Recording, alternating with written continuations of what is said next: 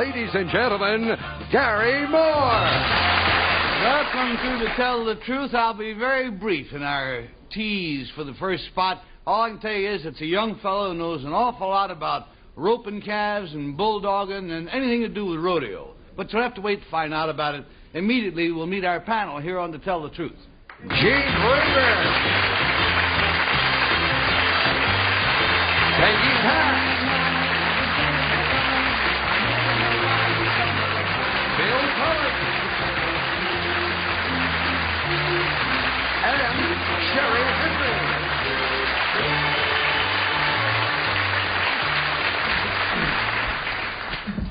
There are some of us who call it rodeo and some of us who call it rodeo. Rodeo. Rodeo? Is that what we're going to decide upon?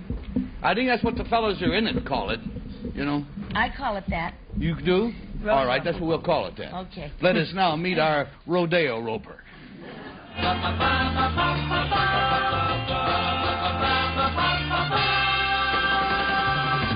Number 1, what is your name, please? My name is David Avery. Number 2. My name is David Avery. Number 3. My name is David Avery. And as usual, our job is to find out who indeed is the real David Avery, and here's his story. He says, I, David Avery, am the world champion calf roper of the Little Britches Rodeo. Competing in the finals against 42 youthful cowboys, I finished 12 seconds ahead of my closest challenger. Here's a brief film clip of me in action. The Little Britches Rodeo is for contestants from 8 to 17 years of age and features the same rugged events of professional rodeo, including bulldogging and saddle bronc riding. Incidentally, although the rodeo attracted competitors from 16 states, I was the only cowboy from east of the Mississippi. Signed, David Avery.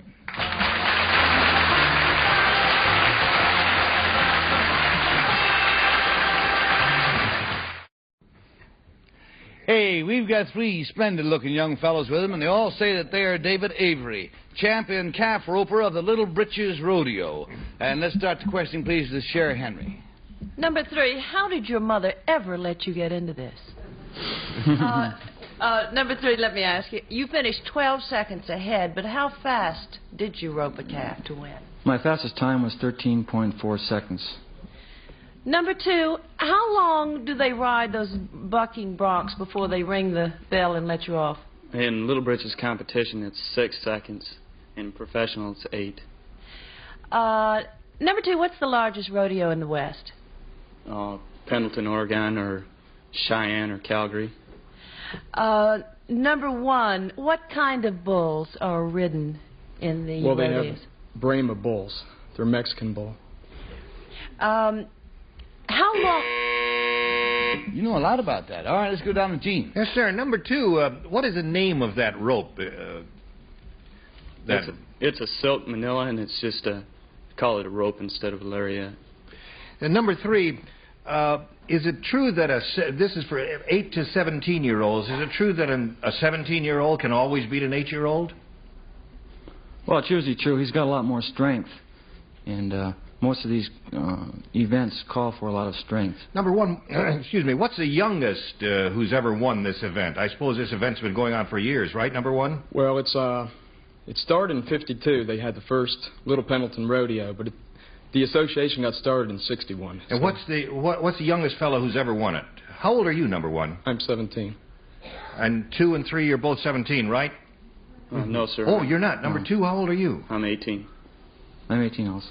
Well, you're illegally competing here because it says you're only supposed to be 17 years old there. Well, when did you turn 18, number 2? Just in December, sir. Yeah. Well, what's the youngest, number 2, who's ever won it, to your knowledge? I believe 14 years old. Yeah. And that takes us, please, to Peggy. Number 1, how much did that little spotted calf weigh that you threw over in that picture? That was close to 300 pounds. Gosh, you sure didn't look that big in the picture. They don't look that big. No. Okay, number 1, you said a Brahma bull is Mexican. Are you positive about that? To my knowledge, they have them from Mexico. Bring them up, they breed them down there. Oh. Crossbreed. Now, number 2, do you know where the name Little Britches came from? Yes, it was from a book written by a man and it was kind of a sequel from the book. You don't know the name of the man that wrote it, do you, number 2? No, ma'am. Do you, number 3? No, I don't. Okay. Number 1, where are you from? East of the I'm Mississippi. from Huntington, West Virginia. And number 2? I'm from Michigan, Where? Lowell. And number 3, where are you from? From Ashland, Wisconsin. Well, number 2, how in Michigan did you learn how to rope calves?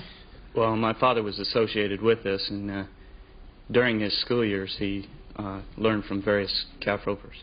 Oh, and he taught you? Yes, sir. And last, let's go to Bill Cullen. Number 3, you said you finished 12 seconds ahead of your opponents in roping that calf and tying him. When does the clock begin to run in an event like that?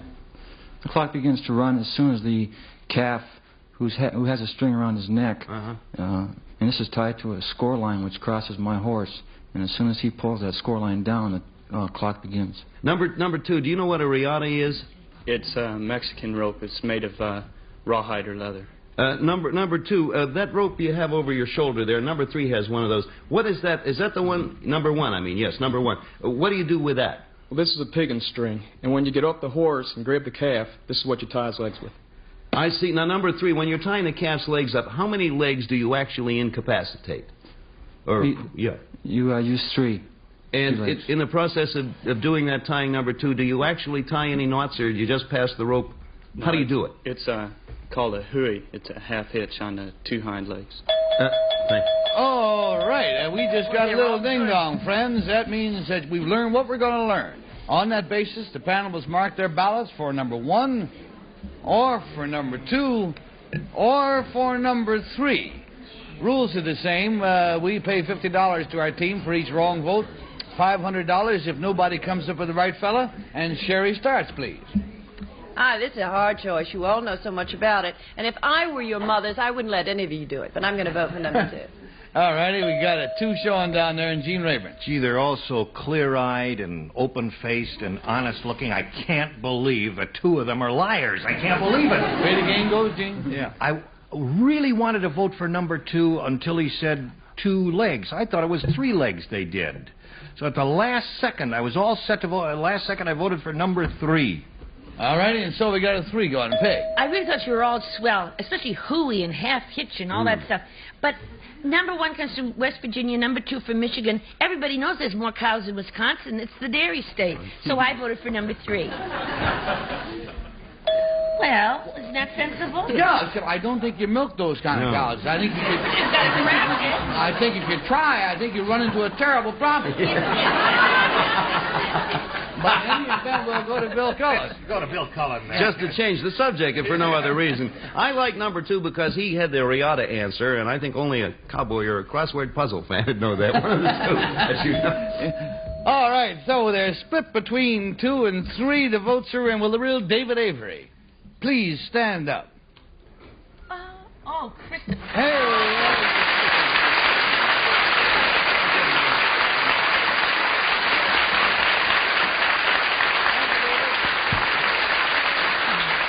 Number 1, at the last minute, they all thought it was you. What's your real name? What do you do? My name is David Curtis. I'm from Walden, New York.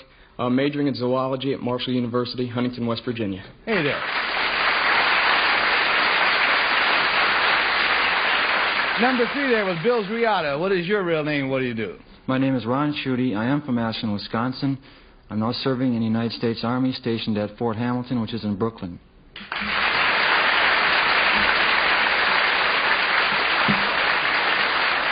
And, David, to establish the legality of this whole thing, even though you were 18 now, you were 17 at the time that you won the event, right? Yes, sir, I was.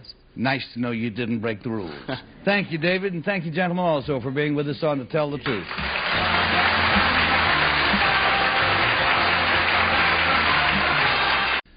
Now let's meet a man who was illegally jailed in Russia.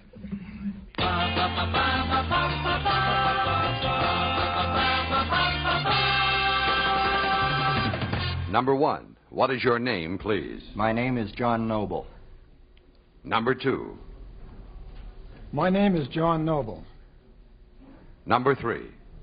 My name is John Noble. And here is the incredible story of John Noble. He says, I, John Noble, spent 9.5 years in Russian prisons, dungeons, and slave labor camps. My nightmare of cruelty and horror began during World War II, when I was trapped in Germany and falsely arrested by Soviet agents. Without charge or hearing, I was sentenced to slave labor in Siberia. I spent 4.5 years in the Arctic mines, where temperatures reached 50 degrees below zero, and my weight dropped to less than 100 pounds. Later, in a slave camp that held 500,000 captives, I participated in the first uprising against communism in Soviet history. Eventually, at the personal intervention of President Eisenhower, I was released. Believe me, Russian communism is an ugly thing, and it's indeed tragic to note that to this day there are many Americans still in Russian prisons. They must be released. Signed, John Noble.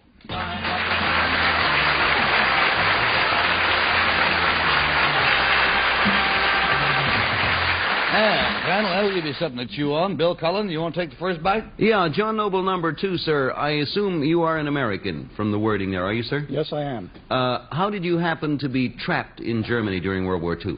I was an exchange student at the University of Munich, and I was detained there when Germany got into the war. Number 3, you mentioned that the President, then President Eisenhower, came to he was responsible for having you released. How did you get the President's attention from the Russian prison?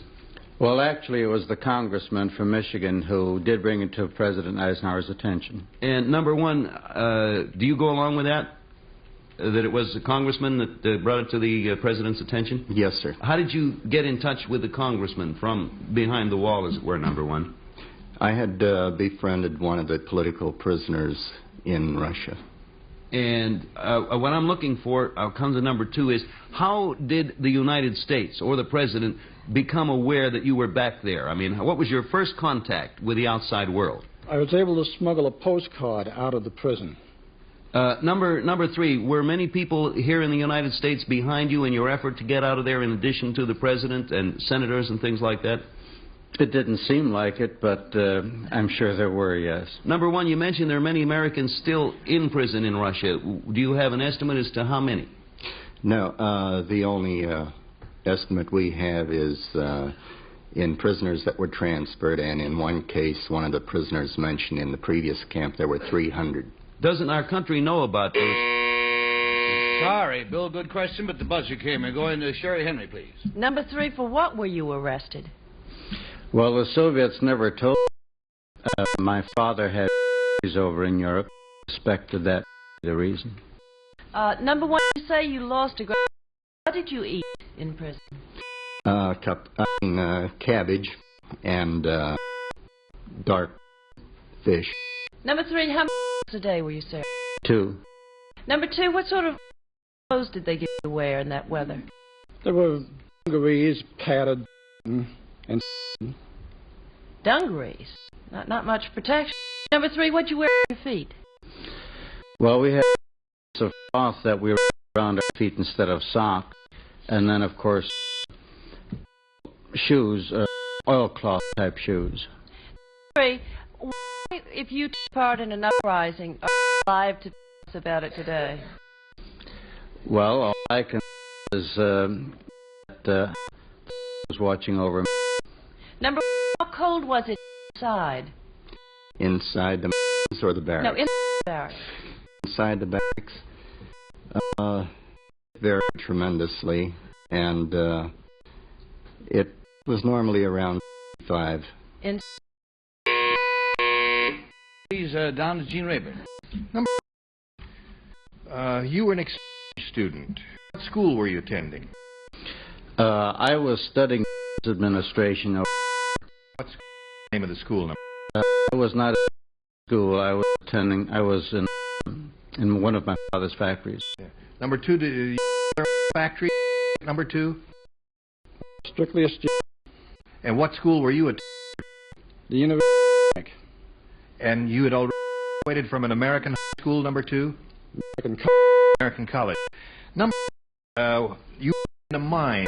Specifically, what did you do? Did you work with a pick? Did you load or what did you do? Number? There were a range of jobs with a shovel because the coal was blasted out of the vein. And 3. If 300 Americans, American or any agency of our government doing about it, aware of it.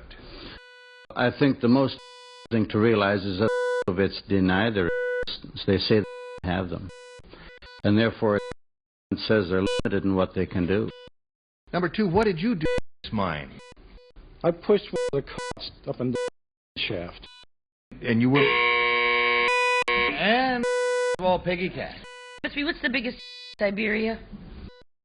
The biggest city in Siberia, I would guess, Novosibirsk. Okay. Number 2, are there many kids in prison camps? Are people there for political crimes, or like would a kid get for like dope and put in a prison? Do you know? I mean, crimes that they accuse of the Americans. The Americans are not accused of political crime. Most of the Russians for political purposes. Why are the Americans in? I'll tell you. Well, did you ever see yourself another American while you were in camp? Well, what did they think? None of them really knew. Number 1, we didn't find out you were in Europe, in Germany. Were you a student? No, I was bailed out of an airplane over Raid, Germany. You were in the Air Force. Yes, ma'am. Where did you parachute down into? Well, I was injured severely and crew bailed me to Dresden. Russia, what year was that? 1945. Before the bombing of Dresden. I believe that was the only time that they had 2 on the same day. And that was when you bailed out? Yes, it wasn't over Dresden, but on back they bailed me because they thought I'd last the trip home. So the Russians advanced and they grabbed you? They got me in the hospital, along with a lot of casualties, so they thought I was German. And okay. Oh, boy. I'd like to vote for all 3 of those fellas. Vote for number 1, or number 2, or number 3. And Bill Cullen, if you've made up your mind, I'd like to hear about it. Yeah, you know, all of a sudden through all of this, we were asking questions and getting answers, and all of a sudden, number 1 told such an intriguing story that I'm completely taken up with it. It's romantic. It would make a tremendous book. And on that basis, I voted for you, number 1, and I'll read the book. Whether you're the right one or not, I'll read the book. All right, we got a 1 going, and Sherry, you well, they all have such interesting stories, but that number 3 has such a bulldog set to his jaw. I think he could get through 9.5 years of a prison camp. So we got him on both ends, and Gene looks undecided. No, well, yeah, I am undecided. Number 3, gee, he was good. I really kind of wanted to vote for number 3, but he looks a little too young to have had this happen. You can't change your vote. Stop that. Oh, you're making a point. Okay. He just looks a little too young to have gone through all that. And number 1, when someone asked him, what did you eat? He had a little slip of the tongue and started to say the Russian word for cabbage. He started to say... Are you some kind of spy? Yes, that's I'm saying. I happen to have a knowledge of a certain Slavic language that's similar to Russian, and therefore I voted for number 1. Very well. We have 2 for 1 and 1 for 3. And Peggy, how are you going to go? Well, listen, number 3. I think that's a phony city you made up to be the biggest city in Siberia. There is another city that's the big city in Siberia. It isn't Nova Globotny or whatever it was. He's right. Well, he is not right. Right. Shut up. Right. And number 2, I thought you were adorable, but I didn't vote for you. I voted for number 1 because, boy, what a movie. Is it true that you 2 are going steady? You over there. We've got 3 votes for number 1 and 1 vote for number 3. At this point, I must say, will the real John Noble please stand up?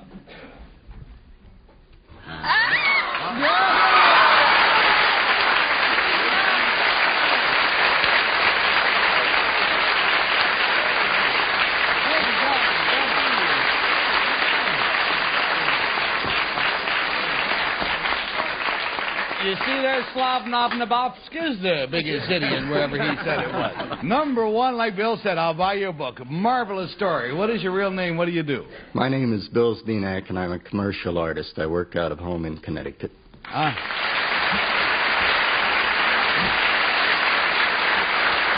Number 2, you were tough. What is your real name? What do you do? My name is Bill Brennan. I'm a corporate lawyer here in New York. Good to have you with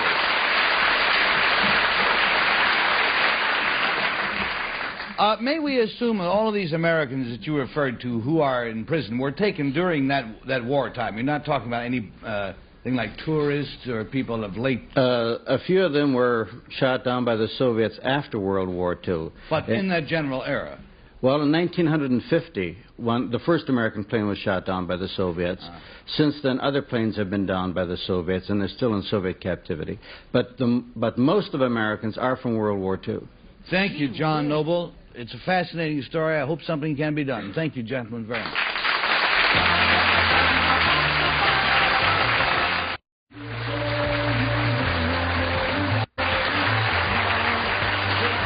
This is Bill Wendell speaking for The Terrible Truth, a Mark Goodson, Bill Cotton production.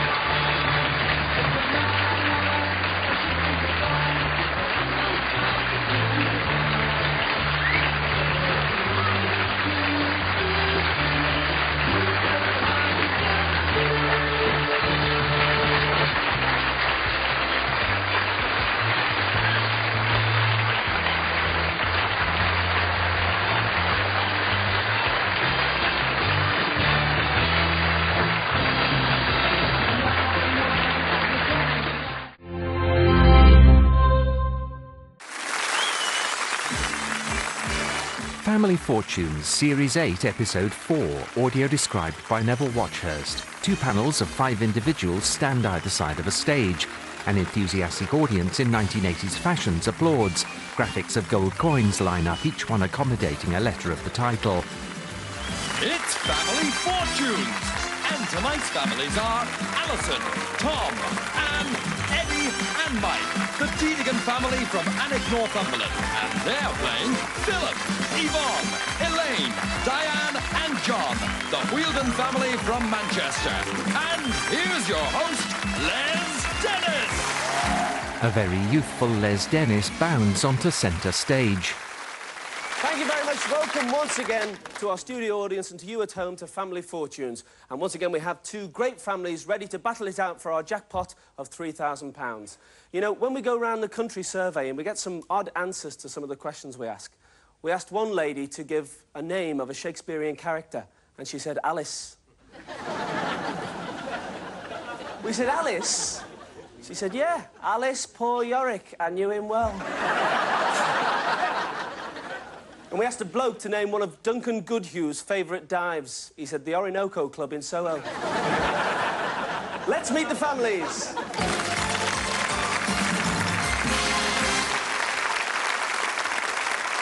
First of all, we have the Deedigan family. That's correct, Les. Mike Deedigan. That's right. Unusual name, Mike. It is an unusual name, but it's my dad's as well.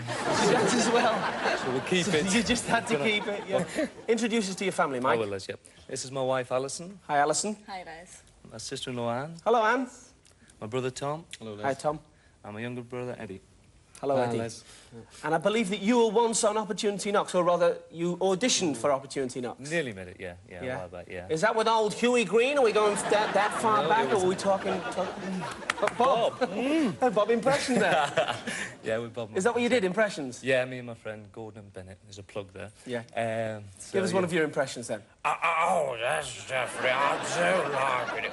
Oh, Zippy, you should say hello to Trish Yeah, and very everything. good. Very good. Is there anybody there I could do Mavis back to at all? Wait, all right. No? Leave it out. Jack Duckworth? Go on your bike before I get introduction. Right. Well, there's the Deedigan family. Let's go meet the Wheeldon family. Yvonne, how are you? I'm fine, thank you. Nice to meet you. The Wheeldon, another unusual name, isn't it? Yeah. With Yeah. the Wally Wheeldons, actually. The from Wally Worsley, Wheeldons. yes. Is that what you call Yeah, yourselves? The Wally Wheeldons. And that's where you're from, Worsley? Worsley, yeah. Introduce us to your family. This is my sister Diane. Hello, Diane. My brother Philip. Hi, Philip. My sister Elaine. Hi, Elaine. And my brother John. All right, John. Great. Do you do any impressions? No, sorry. No. I'm a dancer. You're into dancing, are Yeah. you? What kind of dancing do you do? Ballroom and Latin American rock and roll. Oh, great. Yeah. We go to lessons and we've got the medals next week. You don't do them all at the same time, Oh, do you? no. Don't do... Bit of jigging about. Well, good luck with that. There's the families met. Let's play Family Fortunes. Yvonne and Mike join Les at the central podium. OK, Yvonne, meet Mike. 100 people surveyed, as always, and we're looking here for the top 6 answers. If you feel you have one of those answers, press your buzzer. We asked 100 people to name something you associate with the country Wales. Mike. Dragon. Dragon. Yeah, good answer. Dragon. It's there, but there is a more popular one. Can you find it, Yvonne? Prince Charles. Prince Charles? It's nice to hear that was one of the possible answers. Prince Charles. No, it isn't there. So, Mike, you have control of the board. What do you want to do? Play or pass? Play. We're going to play this. You're going to play. OK, rejoin your family. And remember, the Wheeldens, you have a chance to steal maybe later, so get your heads together. Hi, Alison. How are you doing? Hi, Les. I'm fine, thanks. Yeah. And you're married to him? Unfortunately, yes. We don't brag about it. What's it like? I mean, does he do different impressions for you, you know? Yeah, all the time. Yeah. He's an idiot. When you feel amorous, you fancy a bit of David Essex. Yeah, something like that, yeah. All right, Alison, we're looking for something you might associate with the country Wales. Singers. Yes, it's there. It's answer number 3, and that sound means you've won a prize. Steve will tell us what that prize is. Well, Alison, you can either buy a pair of clogs or just enjoy yourself on a weekend holiday for 2 in Amsterdam. Well played. The way you said it was unfortunately about being married to him, are you taking him with you? I'll take him. All right. There you go, made up already. Anne, something you would associate with Wales. What do you think? Leeks. Leeks. Are you the leek grower? I am, yes. You're a champion leek grower, aren't you? Well, I was 4th. You were 4th? 22 men. Yeah, out of The only 20. woman. Really? Not bad. How big a leek did you... How big a leek did you actually produce? I think it was about 117 cube. Was it? It's 5.5 inch leek. Sounds big. Let's have a look for leeks. Yes, it's the top answer. Well played. OK, Anne. And now, Tom. Liz. We're looking for something you would associate with the country Wales. What do you think, Tom? Daffodils. Yes. Going well. There are no lives lost, and there are 2 answers to reveal. We could be on for a clean sweep. How are you doing, Eddie? All right, Liz. You're the one member of the family that doesn't live up there in Northumberland. That's right. I live in Clam, in London. Clam? Oh, Clapham. Yes. You mean, is he up here? Yes. He lives in Clam? Yes, very do posh. Do you have a file of facts? Oh, no. I can't drive. You can't drive? Good answer. Good answer to the joke, but we're looking for something you would associate with the country Wales. St. David. St. David. St. David's Day we've mentioned. St. David. No? So we've lost a life. We'll come back to you again, Mike. Look who it's all that. Valleys. No, it isn't there. So 2 lives have gone. The Wheeldon family, you may have a chance to steal. It all depends on Alison. Neil Kinnock. Neil Kinnock. Oh, yeah, right. We're looking for Neil Kinnock, who met Derek Hatton the other week and shook him warmly by the throat. All right, Neil Kinnock. No, so the Wheeldon family, you have a chance to steal the money. Got any ideas? What do you think? Castles. All right. If Castles is one of those missing answers, you have the money in the bank. If not, it goes to the Dedekin family. Castles! No! So that means, well played, Mike. You won the money. The Dedekins have £76. You reminded me before, I got lost in a place called Danga Goslow. Turned out to be a sign saying, danger, go slow. All right. Answer number 6 is... Cole. Look at that, he said it as well. Answer number 4 is... Rugby. All right, let's go straight on and play our second round of Family Fortunes.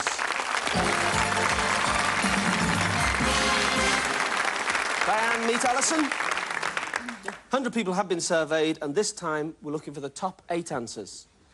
We asked 100 people to name something a man could wear that would turn a woman off. Diane. Y fronts. Y fronts. Lads? Yeah, no? Right, lads. We've just run off to change. Diane thinks Y fronts. No, it isn't there. So, Alison, have you got an answer? Women's clothes. Women's clothes. Probably the same thing, isn't it? Women's clothes. That's probably why Danny LaRue's still single. Women's clothes. Yes, it's a top answer. What do you want to do? Pass, yeah. You're going to pass that one over? Yeah. All right, then. Wheeldon family, we go with you, but the Dedekin family, get your heads together. You might get a chance to steal. Philip, wearing boxer shorts. A wig? A wig? Yeah. You're not wearing it. Oh, I see. That's your answer. We're looking for a wig. Yes, it's there. It's the second most popular answer. Well played. Hi, Elaine. How are you? I'm not very well, thank you. Yeah. Is there anything in particular that would turn you off if a man wore it? Rotten aftershave. Cheap aftershave! Yes! Well played. Not only is it there, but you've won a prize. What is it, Steve? Well, Elaine, this sounds like a smashing prize. You've won yourself a hi-fi system. Yeah!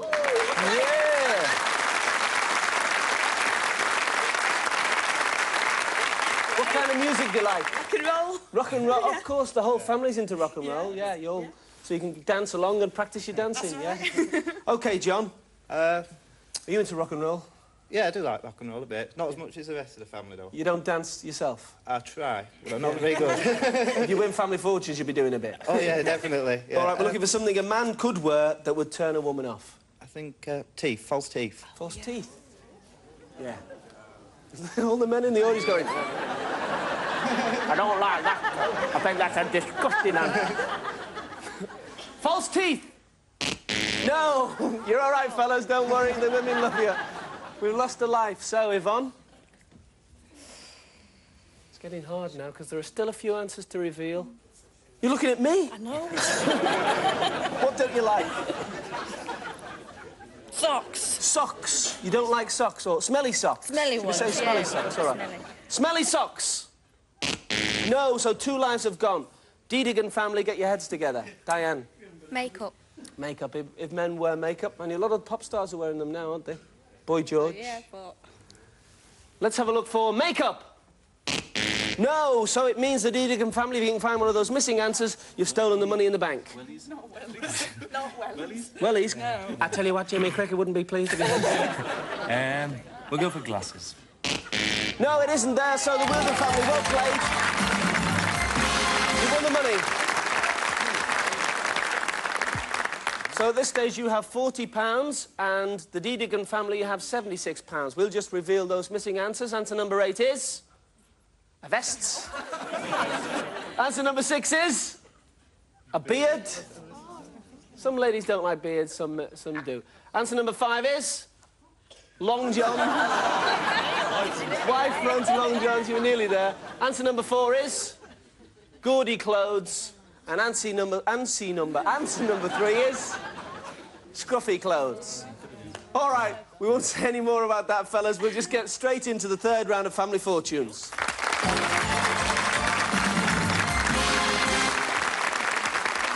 Philip and Anne, 100 people surveyed, and we're looking for the top 5 answers. We want you to name something you polish. Anne? Shoes. Shoes. Let's have a look for polishing shoes. Yes. Top answer. What do you want to do, play or pass? Yeah, we'll play. Playing. You're going to play? Yes. Rejoin your family then, Anne. And the Wheeldon family, you might have a chance later to steal. You're known as Crusher, aren't you, Anne? Yes. What's your nickname? Why is that? I played for a ladies' football team, the Clearport Crushers, and I was a bit of a hard one. Were you? Norman Hunter. You were the Norman Hunter of the team, Yeah, were you? sure was. So every time you went into a tackle... Get the ball, I'd You got the player. You got the player. Tom. There you go. A bit of time to think. Something you'd polish. Silver. Silver. Let's have a look for silver. It's there. Well played. Answer number 3. So we just need 3 answers to reveal, and we've no lives lost yet. Eddie? Wood. Furniture, wooden furniture. Yeah, yeah. Furniture. Yes, it's answer number 2, and once again you've won a prize. Let's hear what that prize is from Steve. Well, Eddie, you could either talk to a friend, or you could even talk to yourself with both a cordless phone and a desktop phone.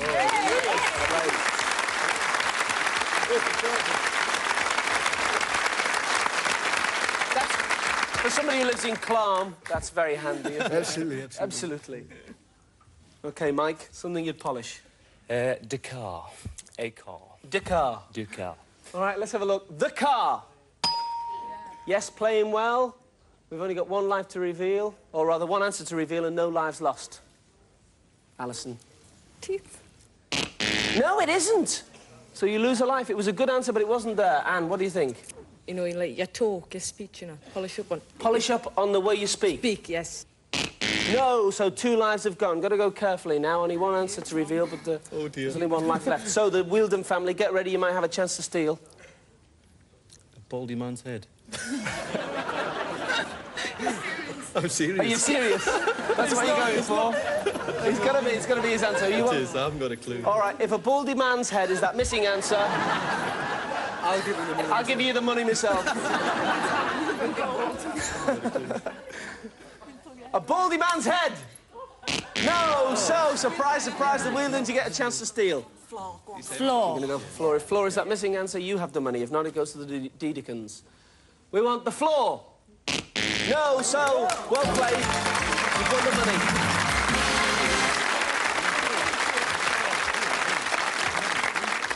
So the Wheeldon family at this stage have £40, and the Dedekins, I have trouble with that name. You do as well. Have £163. And we'll just, before we go into the break, reveal that missing answer, which is... Nails. Polish your nails, ladies. All... They never thought of that. So, we're going to have a break. Join us in a couple of minutes when one of our families has the chance to play for £3,000. We'll see you then. End of part 1.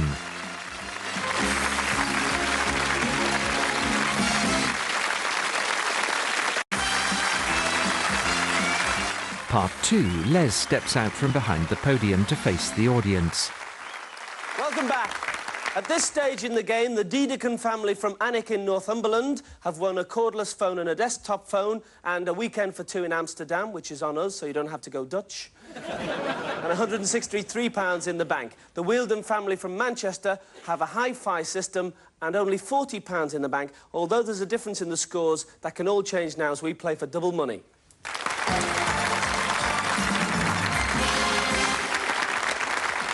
Elaine and Tom. That's what we like. Shake of the hands. We're playing for double money, which means that all the answers are revealed. They are now worth twice the price they were before. We surveyed 100 people. The top 7 answers are on the board. Name any Walt Disney character.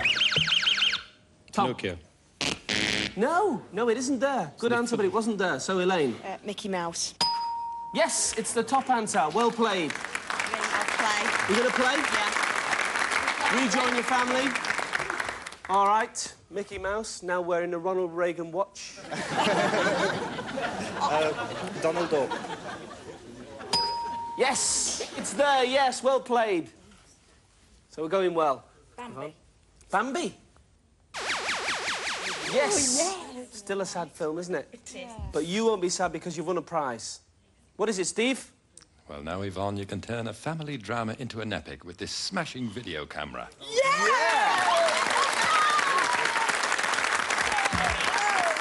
Listen to the music. Set the video camera up. That's it. Do the dancing in front of it, you'll be set. Diane, a Walt Disney character. Pluto. Yes, we're going well here. We haven't lost a life and there are only 3 answers to reveal. What do you think, Phil? Dumbo. Yes! 2 answers to reveal, Elaine. Snow White. Yes! What do you think, John? Sleeping Beauty. Sleeping Beauty. No, first life's gone. This is where it gets hard when you've got 7 answers to reveal and there's only 1 left. Goofy. Goofy! Yes, well played! Well played, Yvonne. So that means that we have £234 to the Wheeldon family, £163 to the Dedekin family. Let's go on and play double money.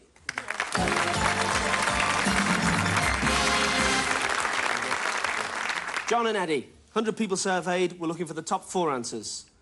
Name something that has an aisle down the middle. Eddie. A church. It's the top answer. Well played. Do you want to play or pass? Yeah, we'll play. You're going to play? Yeah. OK, rejoin your family. Wheeldon family, get your heads together. You might have a chance to win yet. Mike. A cinema. Cinema. We've got the church. Now we're looking for a cinema. Yes. 2 answers to reveal. Alison? Studio. No, so a life's gone. Anne? Train. A train? No. Good answer, but it wasn't there. So the Wheeldon family, you have a chance to maybe steal. Tom? A plane. A plane? Yeah. Yes. Well saved. Well saved. Just one answer to find, Eddie, and it depends on this answer as to whether you're playing for big money or not. A coach. If a coach is that missing answer, you're playing for big money. If not, the Wheeldon family will get a chance. A coach. Yes! Well played. Well played.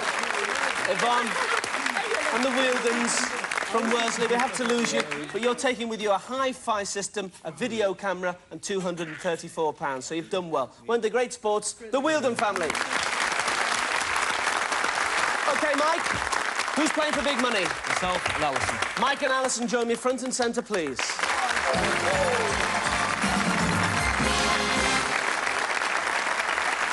OK, Alison, you're playing first.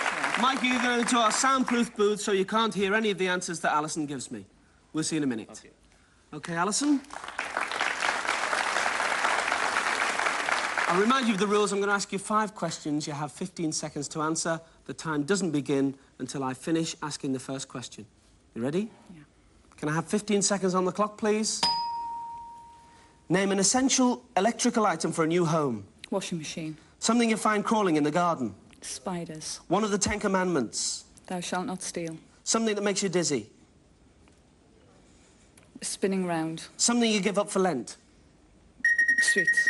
Sweets. OK, I don't know whether we got it. It was just, you might have just got it on the clock. We'll find out. Good answers. So we need 200 points between the two of you to add £3,000 to the £359 you have in the bank, the weekend in Amsterdam, and the cordless and desktop phone. Good luck. I asked you for an essential electric item for a new home. You said a washing machine. Our survey said 16. We're on the board. Then I asked you to name something you find crawling in the garden. You said spiders. Our survey said 6. I would have said Oliver Reed. Then I asked you to name one of the 10 commandments. You said steal. Thou shalt not steal. Our survey said 37. That's better. We've got 59 now from 3 answers.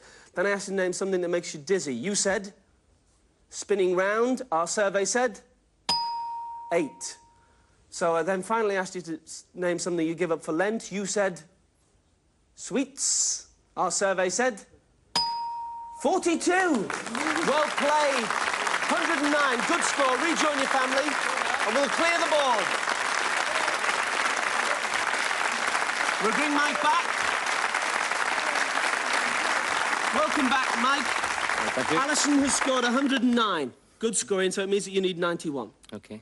So, I'm going to ask you the same 5 questions I asked Alison. You have 20 seconds to answer.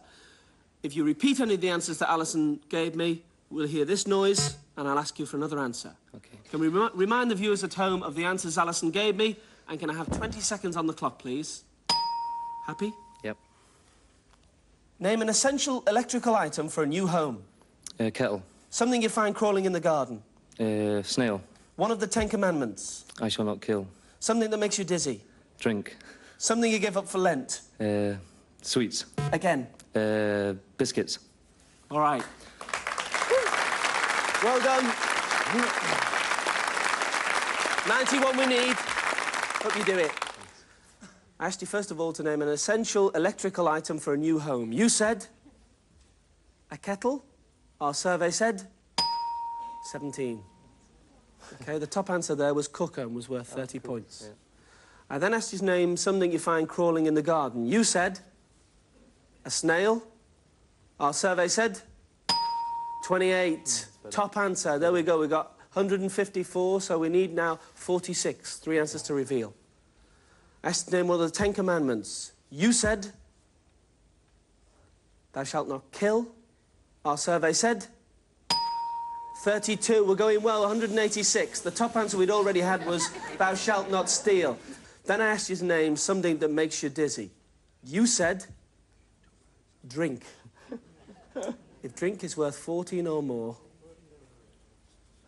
you have it. I can tell you that the top answer was heights and was worth 53, so you can't get that many. But if drink is worth 14 or more, you have the £3,000. You said drink.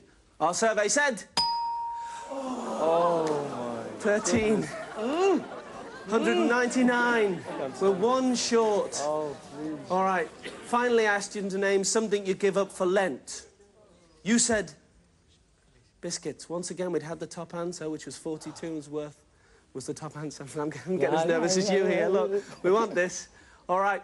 But if biscuits is worth 1 point or more, you have the money. You said biscuits. Our survey said... Biscuits scored 23.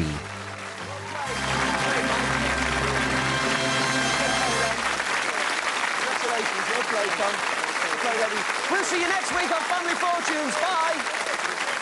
The end.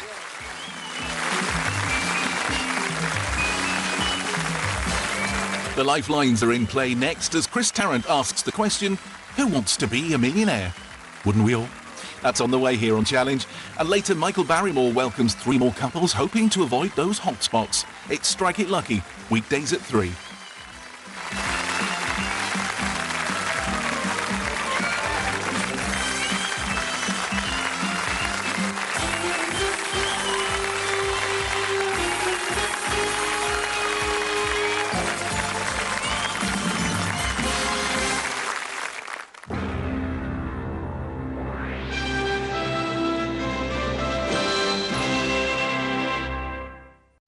This is Kitty, the exciting actress and popular star of Gunsmoke, scintillating Amanda Blake.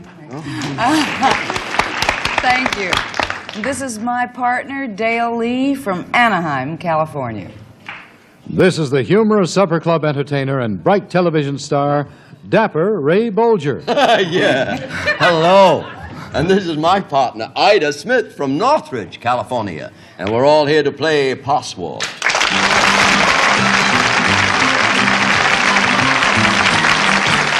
Yes, it's Password. Now, here's your host on Password, Alan Ludden. Good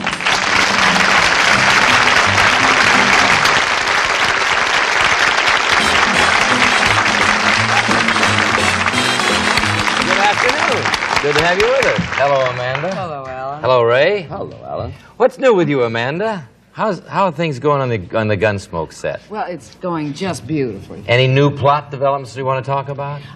No, not particularly. We found a format, and it was successful, and I guess we're going to stick right with it. But the family's just as happy, isn't it? Absolutely. You all seem to get along so well. We do. It's absolutely, you wouldn't think that after all these years that we could, but we do. Well, it's good because every week it's a solid script and a solid show, and in color this year. Yes. Dale Lee, how are you today? Oh, fine. What do you do for a living? I'm an engineering planner for a large electronics firm here in California. Very good. Young man, I want to ask you about your golf. Do you really go out there and play golf? How often would you say you play this sport of yours? Well, it's a sort of thing that I do, and it's a training program. I work out in the morning with my dancing for 2 hours, and then when I'm not working out of town or in a show or on a television show, I go out and play golf in the afternoon. You stay in shape. You exercise every day. I love it. I want to be in shape. Well, that's good. You look like it. That keeps you mentally in shape, too, right? Well, I hope so. Well, it shows. It shows. Ida Smith. don't know. Yes. How are you? I'm fine, thank you. Do you have a family? Yes, I have 3 children, 1 8, 1 9, and 1 10. Well, that's nice to hear. Let's play Password. The word goes to Amanda Blake, Ray Bolger, and as they look at it, we'd like you to see it at home. The password is rude. 10 points, Amanda. See if you can get Dale Lee to say that word. Insulting. Rude. Yes!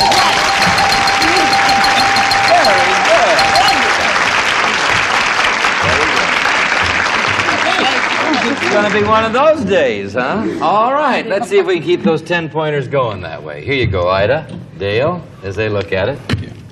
The password is fee. 10 points, Ida.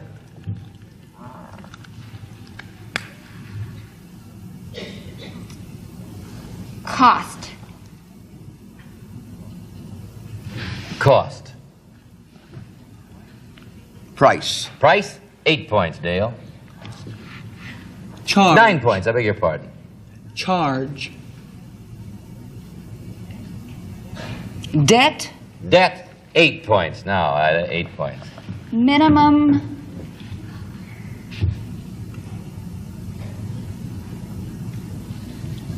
Dear me, I've gone all down the drain on this one. No, you haven't. Minimum charge, costs. 5 seconds, Ray. I can hear it ticking. 4, 3, 2. All right. 7 points. Admission? 5 seconds, Amanda. Price? No? That's amazing. And 6 Yeah. points, Ida. Fair. Fair? Fair.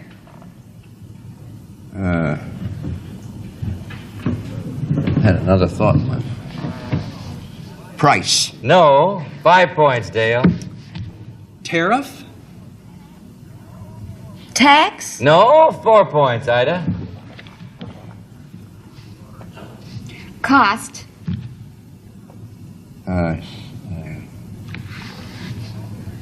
No. 5 seconds. I have no knowledge of what this is. All over the country, I can hear my friends at home yelling some clues at you, Dale and Ida. Let's see. 3 points, Dale. 5 seconds. Charge? 5 seconds. 5 seconds. No. 2 points, Ida. Transportation. 5 seconds, Ray. I had a count. 5 seconds. I said account. Account. 1 point, Dale. Surcharge? Surcharge? 5 seconds. Amanda? Exchange? May I try a clue? I think my friends at home have been yelling. What about lawyers? Fee. Yes.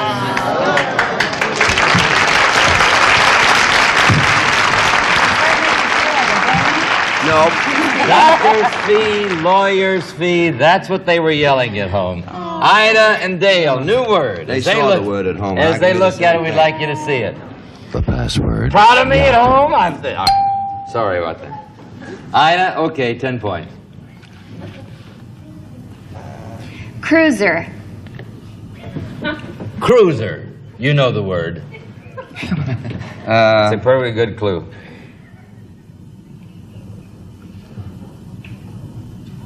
Cruiser. Boat. Boat. 9 points, Dale. Sloop? Ship? Ship. 8 points, Ida. Luxury. Yacht. Yes. Good girl. Very good. 8 to 10. We'll return to Password in just a moment, right after this message. Ray, here's the word. As they look at it, we'd like you to see it. The password is squeeze. 10 points, Amanda. No gestures.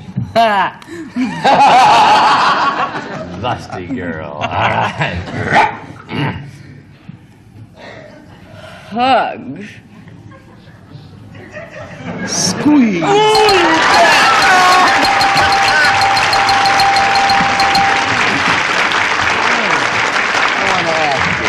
She can do that with her eyes. You know? Another joke. All right, we won't pursue that joke. No, We'll move right along to the next word. Ida Smith, Dale Lee. All right, as they look at it, we'd like you to change the subject and see this word. The password is salami. 10 points, Ida. Bologna. Sausage. Sausage? No. 9 points. Dale will give you the game. Pastrami? Salami.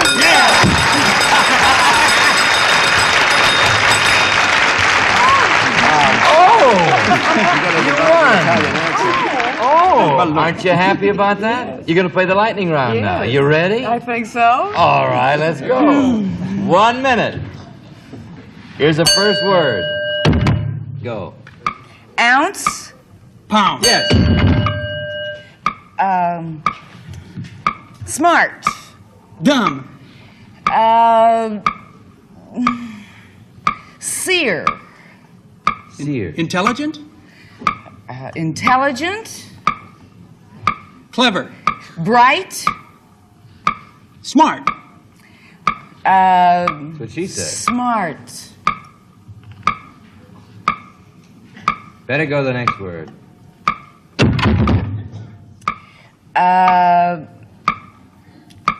Linoleum. Tile. Yeah. Noose. Rope. Action. Hang. Yeah. Chit. Chat. Yeah.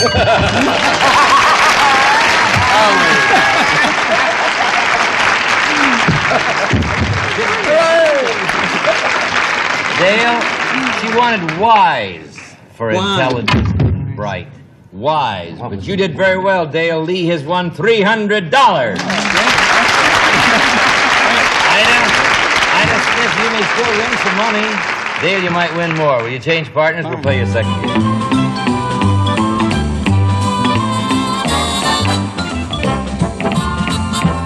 All right, ladies, get acquainted here. We have a beautiful blonde and a beautiful redhead. Oh, my goodness. That's the naturalest, reddest hair I ever saw. That's natural red hair. Look at my eyes. Yes, naturally red eyes over here. Two fine-looking young men over here. Ray Bolger, you'll have the word. Amanda Blake, you'll have the word as they look at it. The password is bassinet. 10 points, Ray. Start with you this time.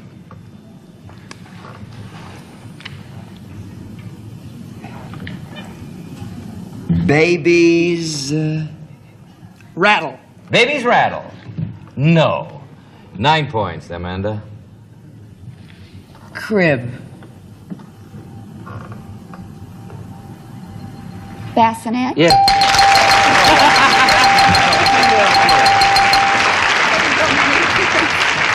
You've had a lot of bassinets in your house, Yes, haven't sir. you? And let's see. The ladies have 9 points, which means, Dale, you got to get going. There you go, Ida Smith. As they look at it, we'd like you to see the word. The password is Mason. 10 points, Dale. Bricklayer. Mason. Good clue, too. Very good clue. Excellent clue. 10 to 9. Watch out, Amanda. As they go, look at it, we'd like you to see it. The password is barley. Amanda, 10 points. See if you can do this one on 10 points.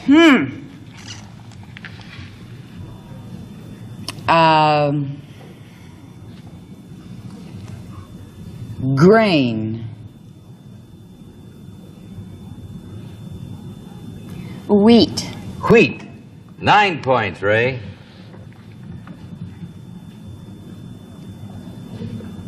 This is beautiful. I'm glad you like it. Soup. Rice. Rice. Well, that's logical, but that's wrong. 8 points, Amanda.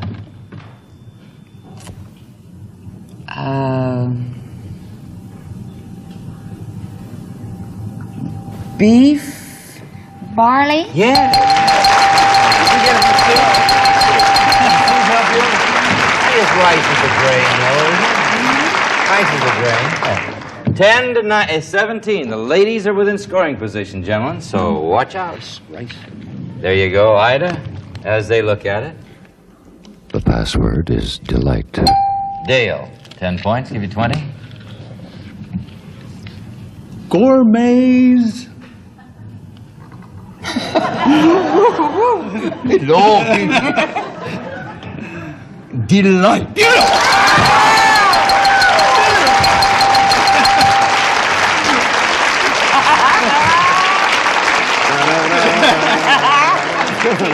You make with the funnies and come up brilliant. You know that. Well, because, I mean, we are friends together. Yeah, you didn't even know you were being so smart. No, I didn't know I would. 20 to 17. Either team can win, so watch out. Here you go. Amanda and Ray have the word.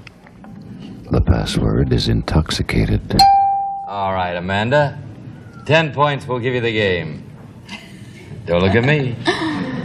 Oh. Drunk. Oh, Horace. Drunk. Drunk.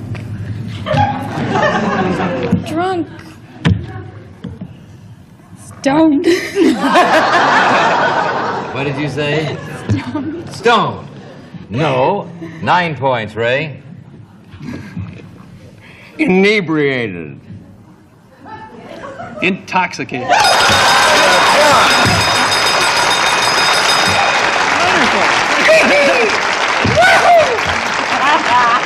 I saw it in your saloon. I know you. I was in your saloon. That's where I found that. Very good. Inebriated was a good clue because it implied the longer word, you see.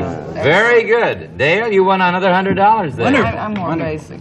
You're more basic. You're a fundamental lady. All right. And I'm for her. All right. I am too. All right. Shall we play the lightning round? Ray, you ready? No. 1 minute.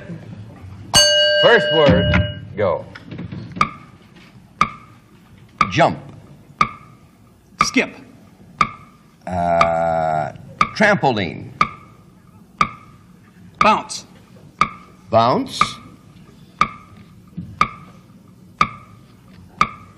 Hop. Bed. Spring. Yes. Sleep. Mattress.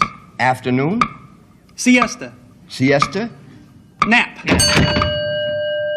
Old. Lace. Furniture. Ancient. Other. Old. Antique. Yes. Broil. Boil. Potatoes. Fry. Screech. Halt. Hoot. Honk. Owl. That's it.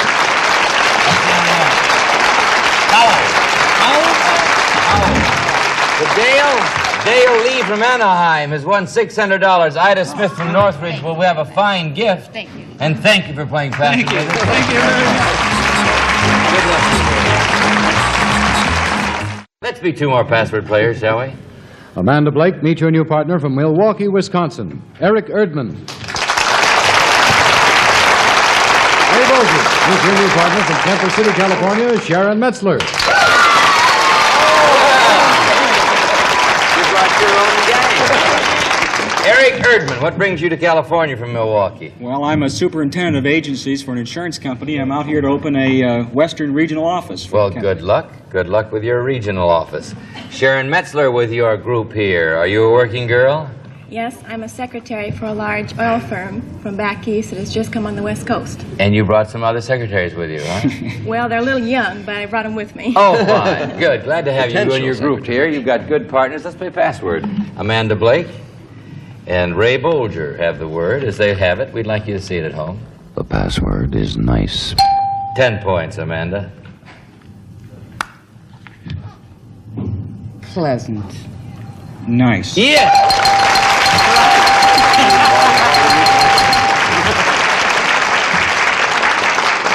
That was a nice exchange. All right, Sharon, see if you can do that. Try. Eric? The password is sauce. 10 points, Sharon. Creamed.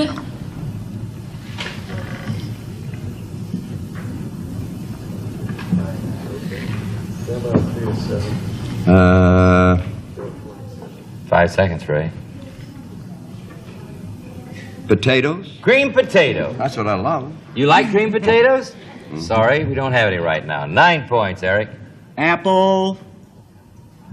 Butter. Apple butter. And that's what you like. I adore it. With peanut butter. Yes, it's heaven. Isn't it good? That's wrong, though, right now. Sorry about that. 8 points, Sharon.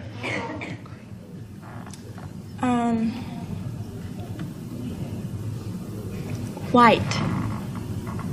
White. It makes sense. Well, all right. Don't look at me. Oh, no, you were looking at So I have to think. Well, think. Creamed apple white. Yeah, I want to go there when they have it. Souffle. Souffle. No, 7 points. Eric? Mixed. Creamed, apple, white, and mixed. Oh. 5 seconds, Amanda. Sauce? Yeah. Gravy! Oh, you were sure it was gravy, huh? No, I was sure it was sauce. Sauce. Apple sauce. Apple butter. I haven't had any apple butter in a long time. I like apple butter. Gotta get some. Want you to see it. The password is simmer. 10 points, Ray.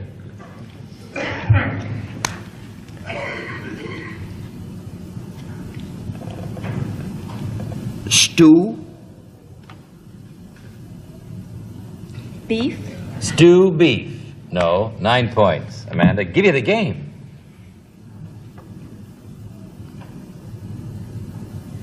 Boiled. Cook. Cook. 8 points. Ray.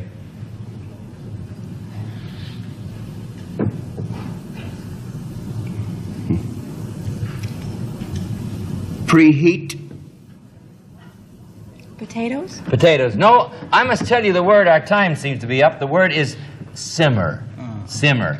We'll be back in a minute after this. We would like to see you, of course, tomorrow. Until then, this is Alan Ludden saying the password today is packages. Packages to servicemen overseas should be mailed as soon as possible. So long. See you tomorrow. Each of our contestants on today's program will receive the stunning all-steel Brother Deluxe portable typewriter. Lightweight with 44 keys, 2-color ribbon, and stencil position from Brother International. This has been a Mark Goodson, Bill Todman production. The contestants on this recorded program are selected and interviewed in advance.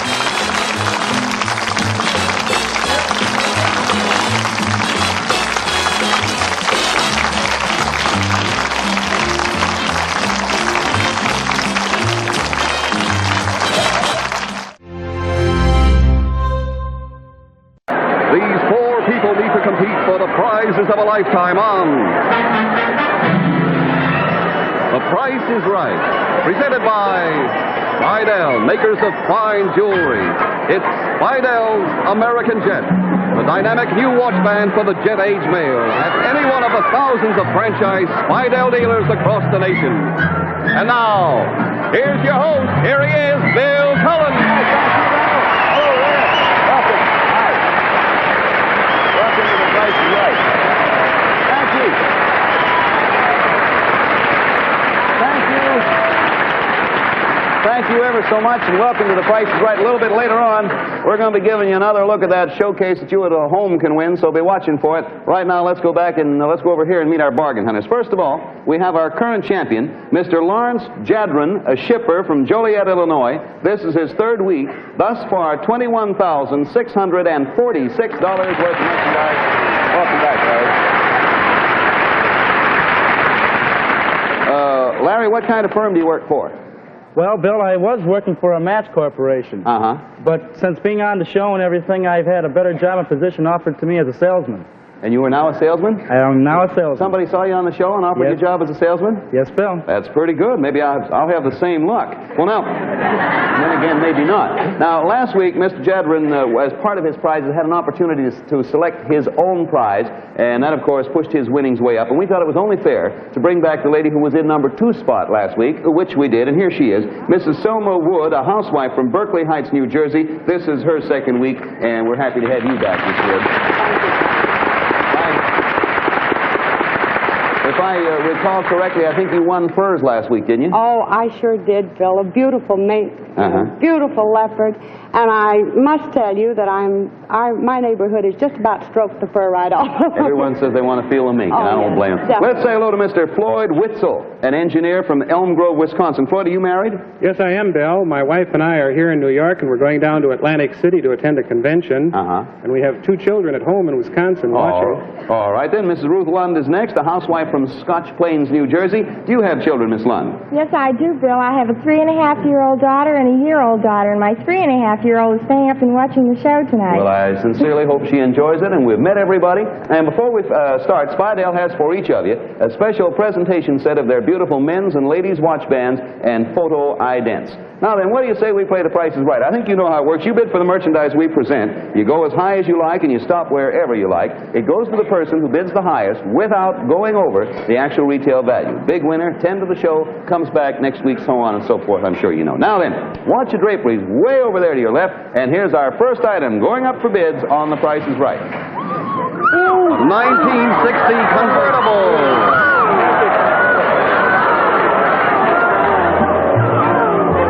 Brand new 1960 Mercury Monterey, designed with exclusive road-tuned wheels for greater riding comfort.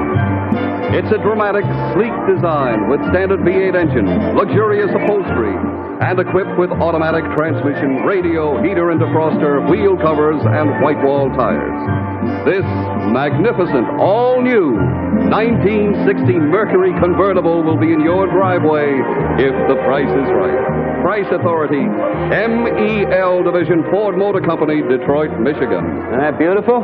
For those of you who are not watching in color, it's light gray with light blue upholstery and lovely. Now then, we're going to ask for an opening bid of at least $1,000. And please remember, you're bidding for the Mercury convertible there at its FOB delivered price, Detroit, Michigan. We ask for an opener of $1,000. You may open higher than that if you like. Mr. Jadron, we start as usual with number 1. That's you. I'll open at 1,000. All right. Now the minimums, we're asking for at least 100. Again, you may bid more than that if you'd like. Mrs. Wood. 1,100. 1,100, Mr. Witzel. 1,400. 14, Mrs. Lund. 1,800. The bid is 1,800, and we're back to our starter, Mr. Jadron. 2,000. 2,000 even, Mrs. Wood. You're Baby blue. Yes. 2,100. 2,100. How about you, Mr. Witzel? 1,400 you are. I'll try 2,200. 22. Miss Lund, you're 18. Top is 2,200. 2,500. 25 is fine with me, Mr. Jadron. You're at an even 2,000. 26. 26 it is, Mrs. Wood. 27. 27, Mr. Witzel. 34. 3,400, Mrs. Lund. What would you like to do with that one? 3,800. 38. Mr. Jadron. The buzzer means final bids. Mr. Jadron is at 26. Top is 38, and this, sir, would be your last bid. 4,000. Even 4. Mrs. Wood, you were 27. This is your last bid. Top is 4.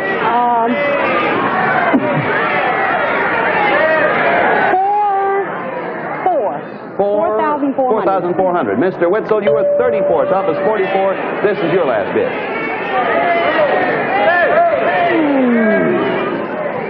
45, Bill. Mrs. Lund, you were 38. Top is 40. This is tough. It is tough. I'll freeze. It's over then. You freeze and the bidding's done. We'll run them down for you. $4,000. $4,400. $4,500. $3,800. There are the prices, and let's get into the envelope and look at that car. Isn't it beautiful with all of you sitting there alongside of it? Into the envelope we go, and let's come up with the actual retail value. 4,000, 4,400, 4,500, 3,800. Oh, come on. Actual retail value is 3,550. Everybody overbid.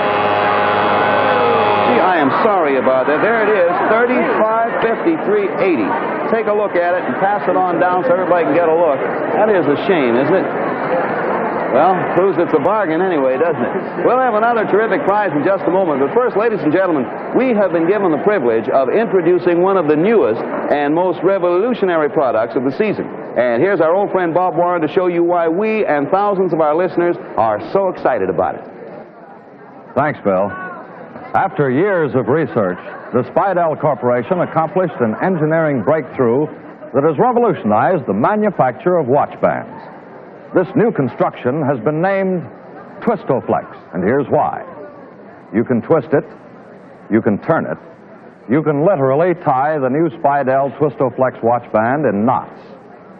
This radically different patented construction means that Spidell's new Twistoflex watch band is truly the most fabulous watch band ever made. And because of its unique engineering, Spidell is able to offer you this beautiful Twistoflex for the incredibly low price of only $4.95 in stainless steel, $7.95 in beautiful gold-filled Florentine design. Once you see it, once you feel it on your wrist, you'll never wear any other watch band. Spidell's Twistoflex at your jewelers. All right, we got one item up and one item overbid. On this one, be very careful. Now, right here, as you can see on our turntable, is the next item going up for bids.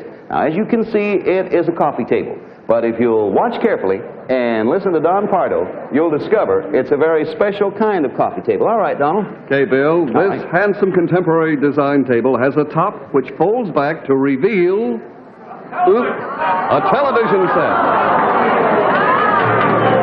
It's the brand new Hillsboro 21-inch model by RCA Victor, featuring balanced fidelity sound, one-set electronic fine-tuning, and pull-push stay-set volume, all uniquely built into a walnut table. This unusual new Hideaway TV coffee table is yours for the best bid. Price authority, RCA Victor. It is going to be a one-bid item. One chance and one chance only.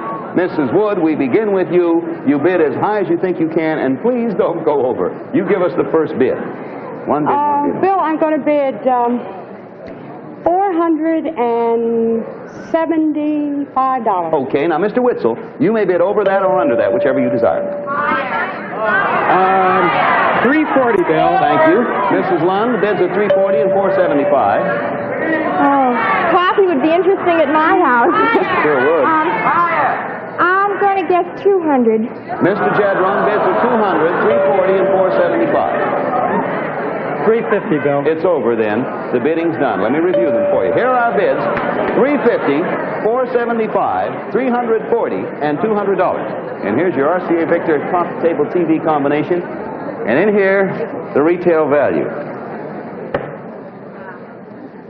Retail value is $450. The winner, Mr. Jadron, the highest, without going over. There you are, Mr. Jadron. You are very welcome.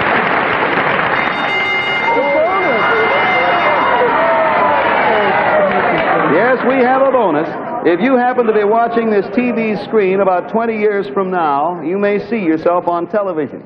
Because, for your bonus, we're giving you a part in a Hollywood movie. Right. Picture is Elmer Gantry, and you'll appear along with Burt Lancaster, Gene Simmons, and Patti Page. It's a United Artists release. They are now currently showing Odds Against Tomorrow, starring Harry Belafonte. Now, before we send you and your wife, we'll send both of you, to Hollywood, we want to be very sure that you can memorize lines. That's important. So, Junie, come out here. We want you to take a good look at those lines. Now, look at them and study them in order. Study them in order while I read them to you. There's a watermelon, a girdle, a hi-fi set, a paper cup, a spool of thread, a refrigerator, an outboard motorboat, a pencil sharpener, a cucumber, and $1,000. Now, we will give you every prize that you can name in the correct sequence beginning with watermelon. If you make a mistake, you will get all the prizes up to the point at which you made your mistake. Is that understood? Huh? All right. Now, let me read them again for you. A watermelon, a girdle, a hi-fi set, a paper cup, a spool of thread, a refrigerator, an outboard motorboat, a pencil sharpener, a cucumber, and $1,000. And audience, please don't help on this one. Junie, will you turn around, beginning now with number one, and I have another list here from which I will follow you. Number one. I lost out. Watermelon. Watermelon. You all so far have won a watermelon. Number two. I forgot the second one. I'm sorry to say. Are you newlywed? Yes, sir. You're newlywed. A cucumber. Huh? Oh, don't have to lay down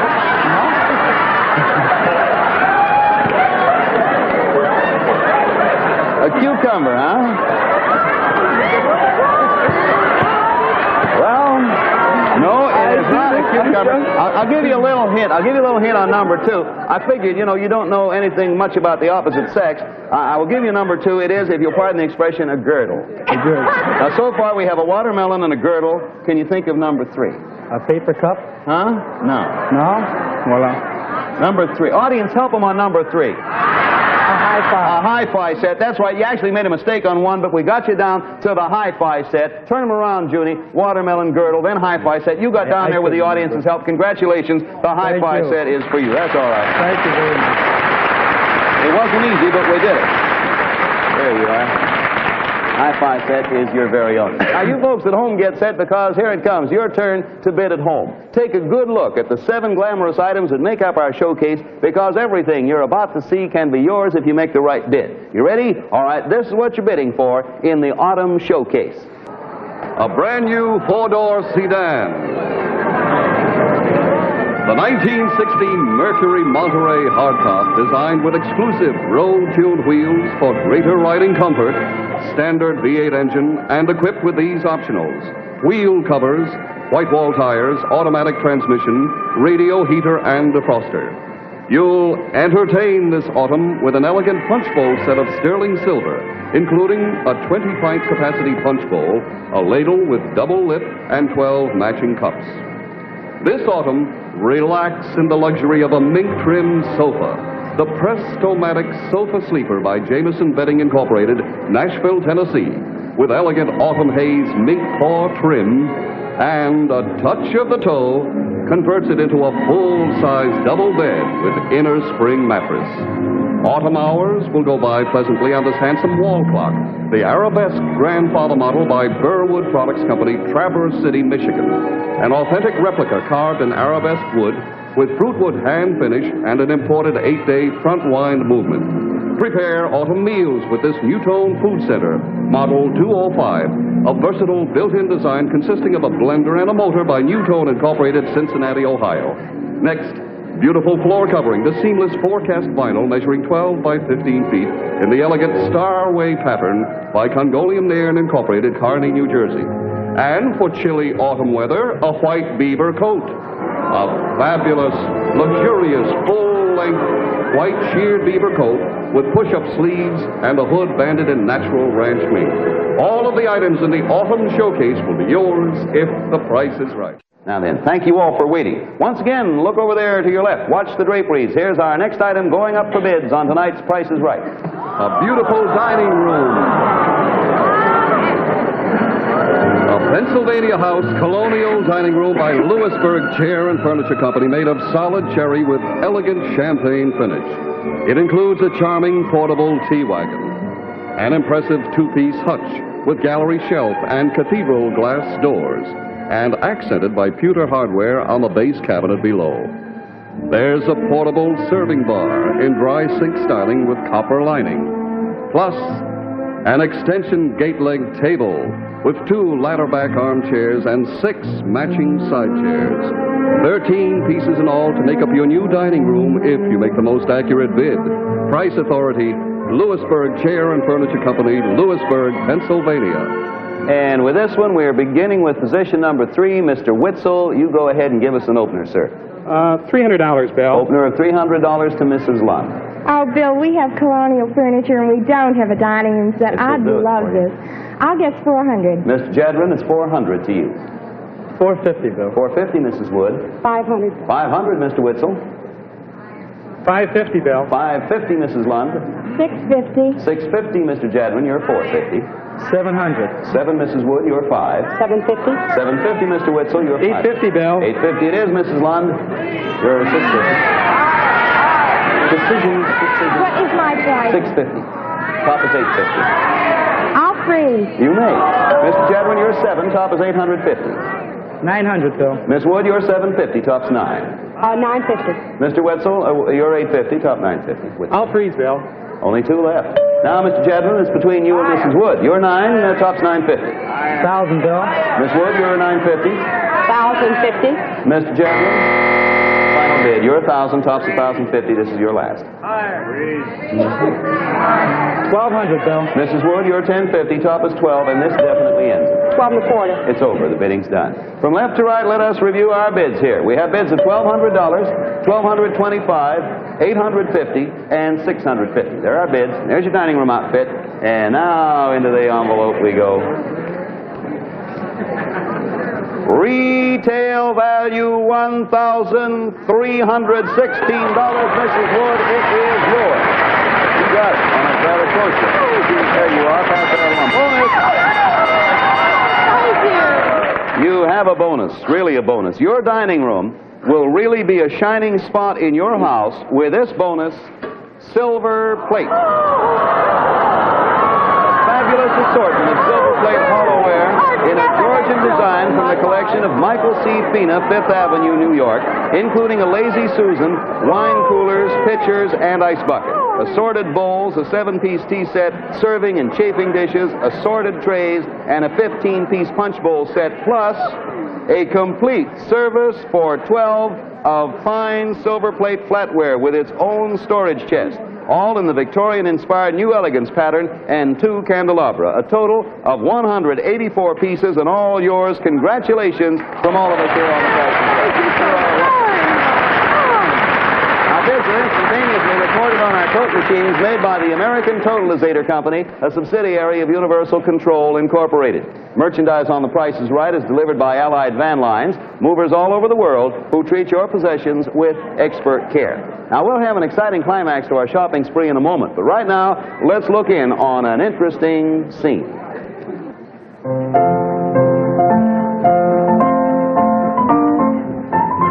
A kiss on the hand may be quite continental, but diamonds are a girl's best friend. And this fall, Spidell becomes a girl's best friend with its exciting new Look of Diamond watch bracelet collection, keyed to the newest of the fall fashions.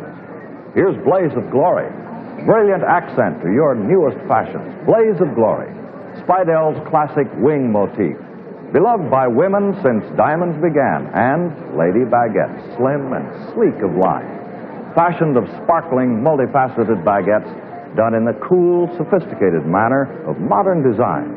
And Ball of Fire, beautifully hand-set to bathe your wrist in a circle of blue-white light. Another striking example of Spidell's fabulous Look of Diamonds collection.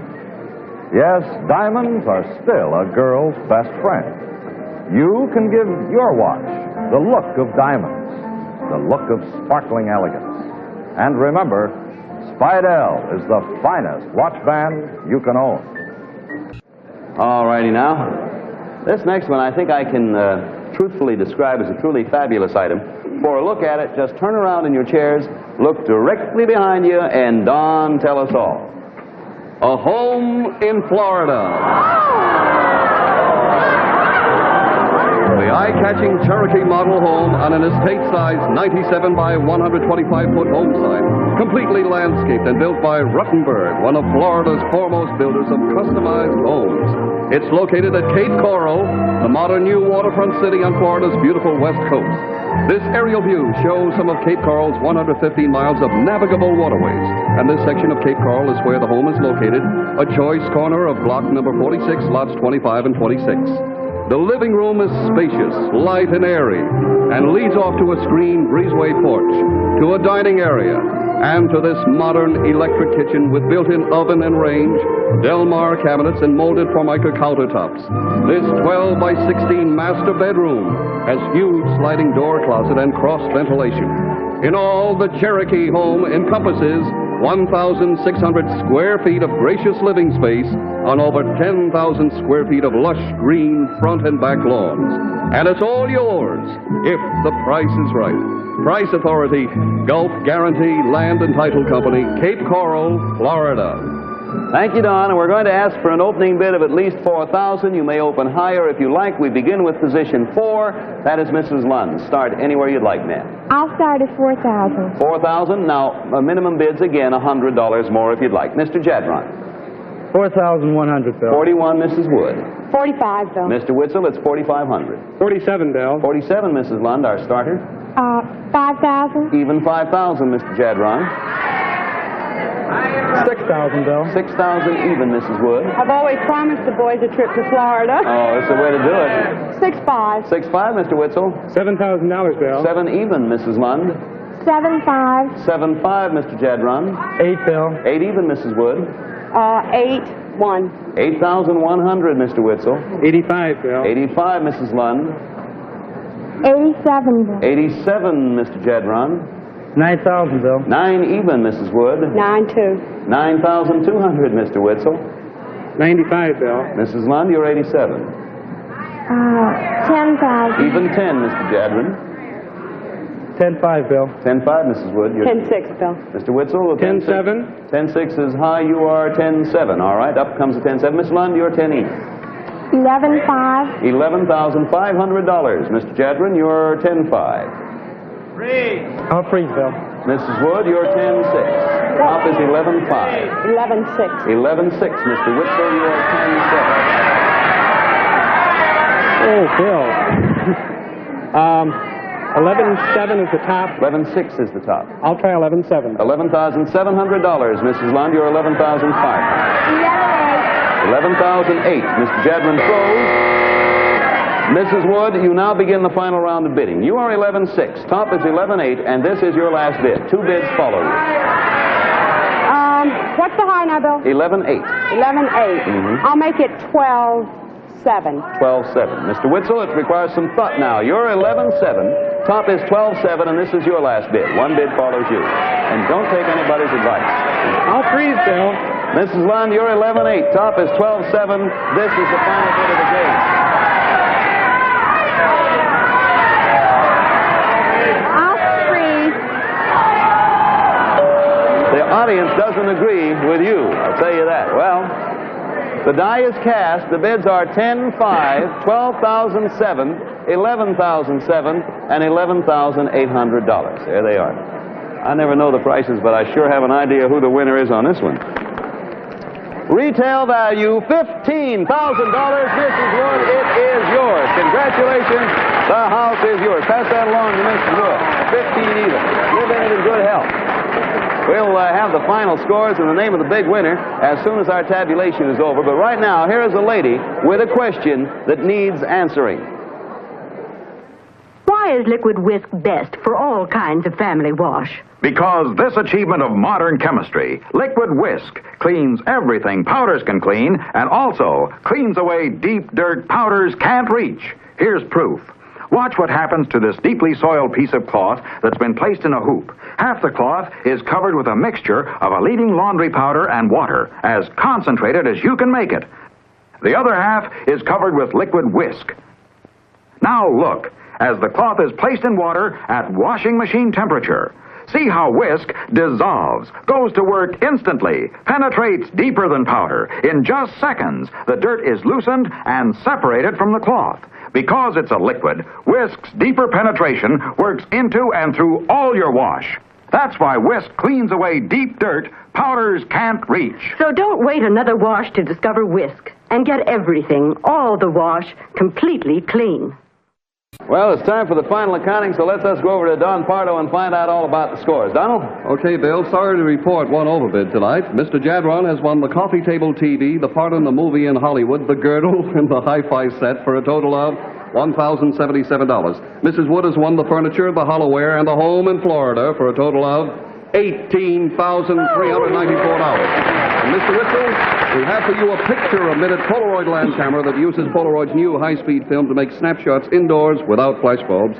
And Mrs. Lund, we also have a Polaroid land camera for you too. Congratulations. Bill, I think it's pretty easy to name the champion tonight. No doubt about it, Donald. With $18,394, it is Mrs. Selma Wood, a housewife from Berkeley Heights, New Jersey.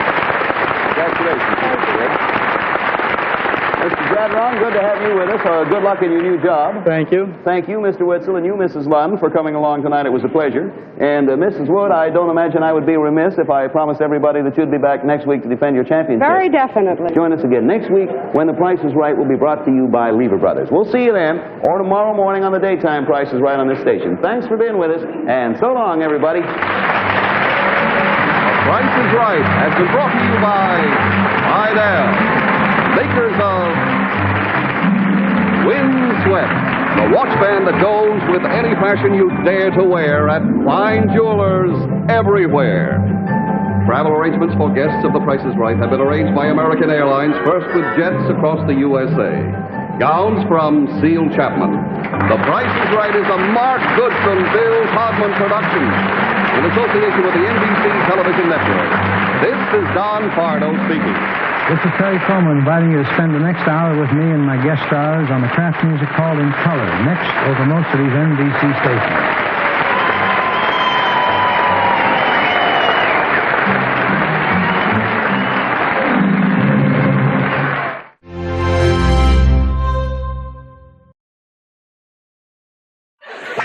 Get ready. ready to match the stars.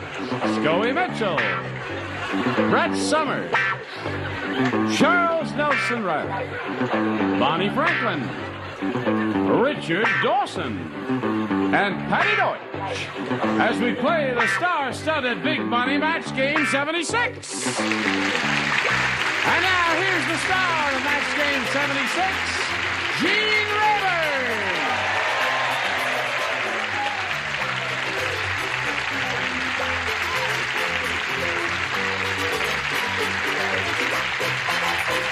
Johnny O and friends.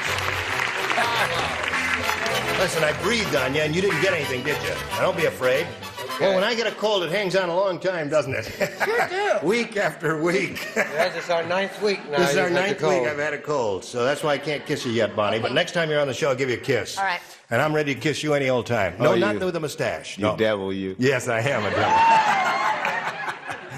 Would you like to greet our two players over here, Bill Dotson and Sue Cruiser? Now, Bill's a current champ. He's won $600. How do you feel about that, Bill? I like it. You like Very the much. $600? Yes. You ever won anything in your whole life? Never. Well, this is a first for you.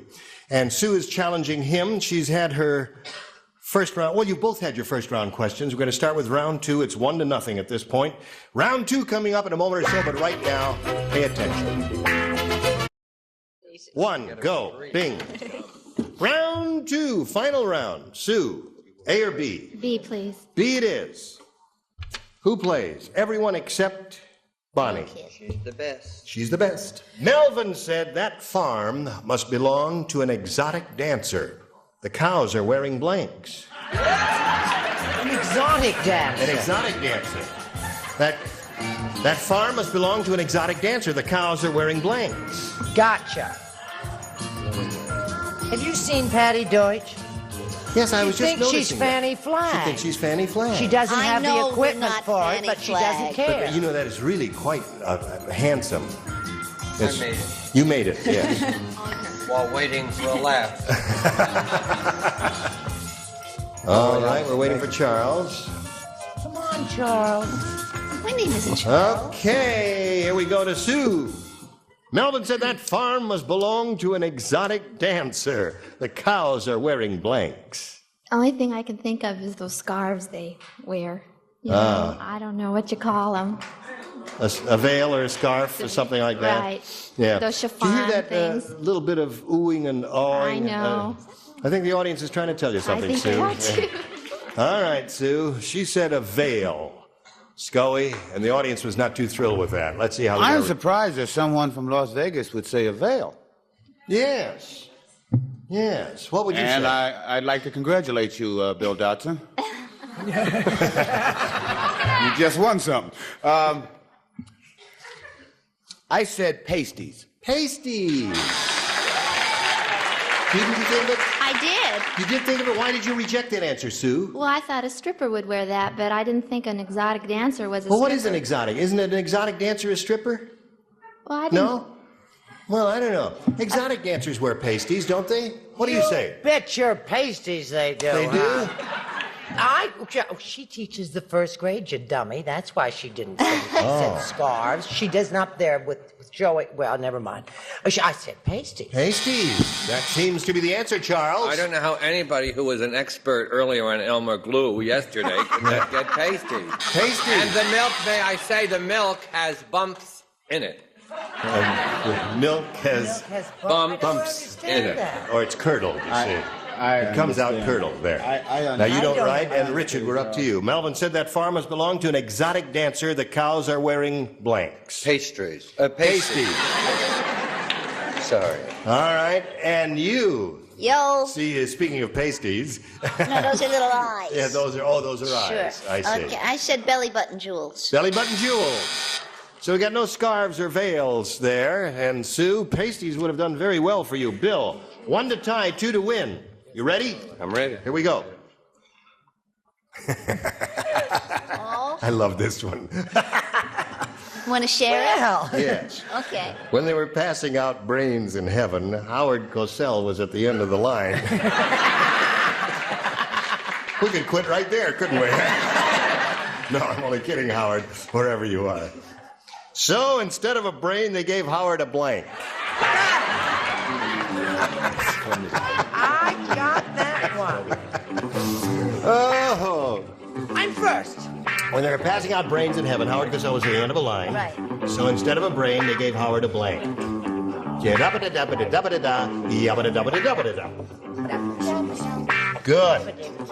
Terrific. I mean, that was really good.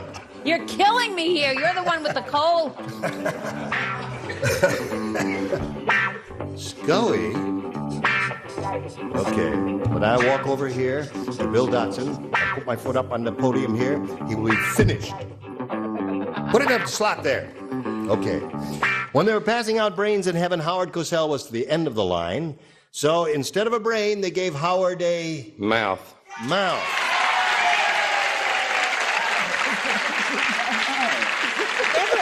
I don't believe it. Amen. It never entered his mind. Never entered your mind? There's a reason for that. He was standing right behind Howard up in heaven. Behind Howard, I see. What entered your mind, Scully? Well, it was the law of the land at the time.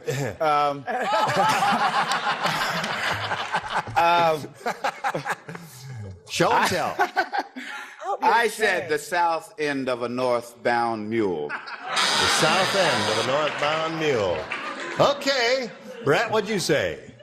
Well, I didn't say the south end of a northbound mule, I'll tell you that. I said they gave him a big mouth. Big mouth.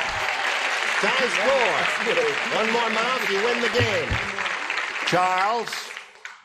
I said the same thing. A big mouth. Charles. Bill wins the game. Put the rest of the game. Hold them up. Okay. Congratulations. You've done it again, Bill. Sue, it was a pleasant meeting for us, although it was very brief. Too brief, I must say. We have some gifts for you, together with our thanks for being here Thank you. It on was Match fun. Game 76. Goodbye, Sue, and while she's spinning off, we'll spin these commercials for you. We are here once again with Bill Dotson, who's going to try one more time to win the Big Apple. He blew it last time. But he's going to try again. Are you ready, Bill? Let's hope this time. All right, we're all hoping for you. We're all going to help you as much as we can, right? Amen. We're going to help you. All right. You sure wear pointy shoes. Where are you from? North Carolina. Them is Texan shoes. Or North Carolina shoes, either one. Okay. All right, Bill. We polled a recent studio audience. We got their best response to this. Fred Blank. Fred Blank. Now, the answer they gave most often is worth $500 if you match it. If you match the answer they gave second most frequently, you get $250. The third one gets you $100. Now, choose 3 celebrities one at a time and get some help from them. Richard. Well, good old boy, Fred Astaire. Fred Astaire! He's a good old boy. He's a good old Dance boy. his head off. Dance? Oh, can he dance and sing and do all that stuff? Patty. Hello. Hello there, Fred. Another well-known dancer, Fred Sanford. Fred Sanford. Okay. You got 2 now. Brett. I say Fred Allen. Fred Allen. Don't boo a dead man. Don't boo Fred Allen. He was a friend of mine. Stop that. So you got Fred Allen, Fred Astaire, and Fred Sanford. Now, you may choose one of those, or if you have a better idea in your head, which I doubt, you may give us that. Sanford. What's that? Sanford. Say Sanford. Now, wait a minute. If you were standing in his place, what would you say? As one voice, they said, Astaire. Fred Astaire. All right, we're going to find out who the dummy is, there or there. We're going to find out right now. Now, we will begin down at the bottom, as we usually do, looking for Fred Sanford and reveal the $100 response. Fred McMurray. Whatever happened to Fred McMurray? He went away in a Greyhound bus, and no one ever heard of him since. He got on the bus and that was it, and he never came back then. Sleeping on Okay, we're looking for Fred Sanford. Is you under the $250 response? Fred Flintstone. Now, wait a minute. You said Astaire was going to be under the big one now. Hey. Don't try and crawl out of it now by saying Fred Flintstone. You are the dummies. He's the smart one now when we reveal this and it says Sanford. Please, go.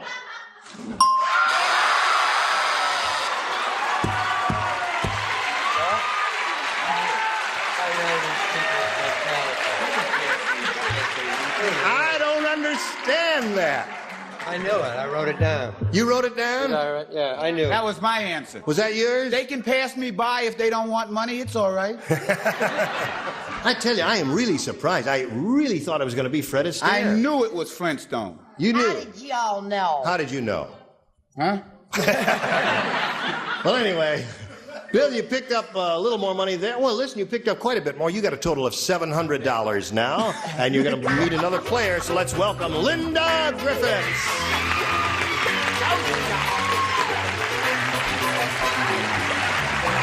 Climb aboard.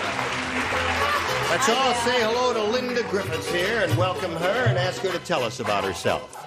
Well, I'm married, and I live Yeah. in Santa Ana, and is it okay if I say hi to Brittany and Todd? Sideways, I beg your pardon. I want to say hi to my kids. Brittany and Todd, can I do that? Are Brittany and Todd watching now? That's against the FCC regulations. You can't say hello, Brittany and Todd, can't she? No, she can't do that. We'd be arrested if you did that. Oh, no. No, how old are they? 5 and 1.5. 5 and 1. Do they understand this program? Probably not. But they watch. Oh, yeah, I'll make them watch. Oh, good. That's right. Bring up them kids right. Right. Well, we wish you the very best of luck, Linda, my dear. Thank you. And I ask you to make a selection here. It's your choice, A or B. B. B it is. We're off and running with a brand new game. The delivery boy said to Harold, I have good news and bad news. The good news is your ex-wife sent you a birthday cake. The bad news is it's made out of blank. Good news and bad news? Good news, your ex-wife sent you a birthday cake. Bad news, it's made out of blank. Our new music is playing. Well, it's much more hummable than the old. Well, that's another variation. The delivery boy said to Harold, I have good news and bad news. The good news is your ex-wife sent you a birthday cake. The bad news is it's made out of blank. Think about that. While we're waiting for Patty Charles. Somebody just went crazy in the audience. Yes, what's wrong in the audience? Anything wrong down there? Everything okay, John? Okay. There's a bleeding woman in the 5th row, That's but all right. no, never mind. Okay. Charles. Now we're ready. What a terrific Now, Linda. The delivery boy said to Harold, I have good news and bad news. The good news is your ex-wife sent you a birthday cake. The bad news is it's made out of blank. Gunpowder? Gunpowder. No. You're going to win by default again. Okay. She said gunpowder, Scoey. What do you say? I heard what she said. You didn't say that. No, you didn't say gunpowder. You have very lovely eyes. Hello? Oh, show and tell time. Soap. Ex-wife sent you a birthday cake. Bad news, it's made out of soap. What that Well, mean? she always felt he was a dirty dog. I see. Okay. All right. Brett. Talk about a man who never knows when to quit when he's ahead. She wanted him to hurt his little two-face. He made it out of cement. Cement. Good. Charles? Glimmer-free? What is that word? Glimmer-free. I had a glimmer-free of answers, but I chose a papier-mâché cake made out of bounced alimony checks. Bounced alimony checks. Gunpowder is the answer Linda's looking for. The bad news is the cake is made out of gunpowder, is what she said. Bonnie, what you say? I have a poisonous answer. Arsenic. All right.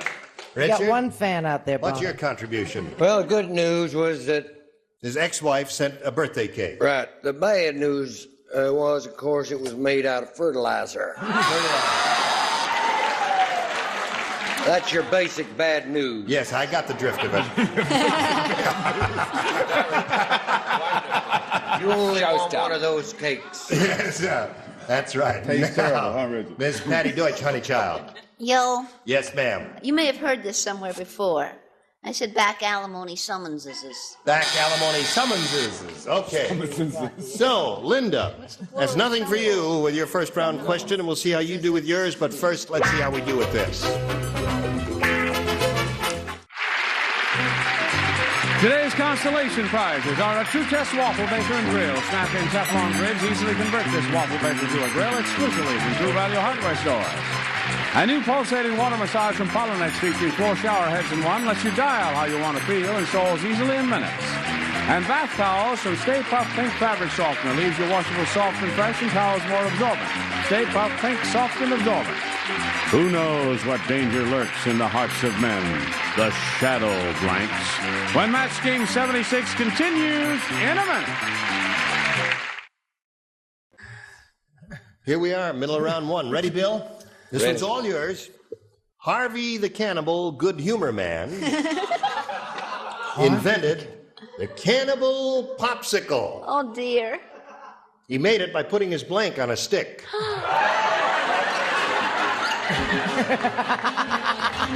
He invented the cannibal popsicle. He made it by putting his blank on a stick. Okay, honey. Anything you say. Can you say this on television? Would you listen to this music they've chosen? Oh, wait a minute. Let me hear that music. Hollywood. It is the Broadway open house. Nothing. Oh, how can I answer this? He made it by putting his I blank know on a what stick. the question is. Oh, how I can I see. answer it is the thing without... Okay. Very good. Yes, well, I mean boring. That's very good. No, it's Yes, not but boring. see, It's because not boring there's to only- me. Oh. Let me see it. You're sitting in a yoga position. Yes, I always sit like that. Why do you sit in a yoga position? You don't have no legs. Really? I didn't say that. Okay, everybody ready. Let's come over here to Bill Dotson. Harvey the Cannibal Good Humor Man invented the cannibal popsicle. He made it by putting his blank on a stick. Finger. Finger. Okay.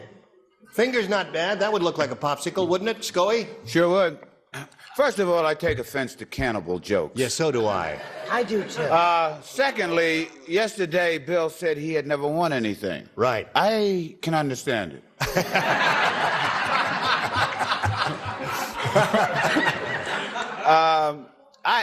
I just said heart. That's as dumb as his. No, his was better than that. I beg your pardon.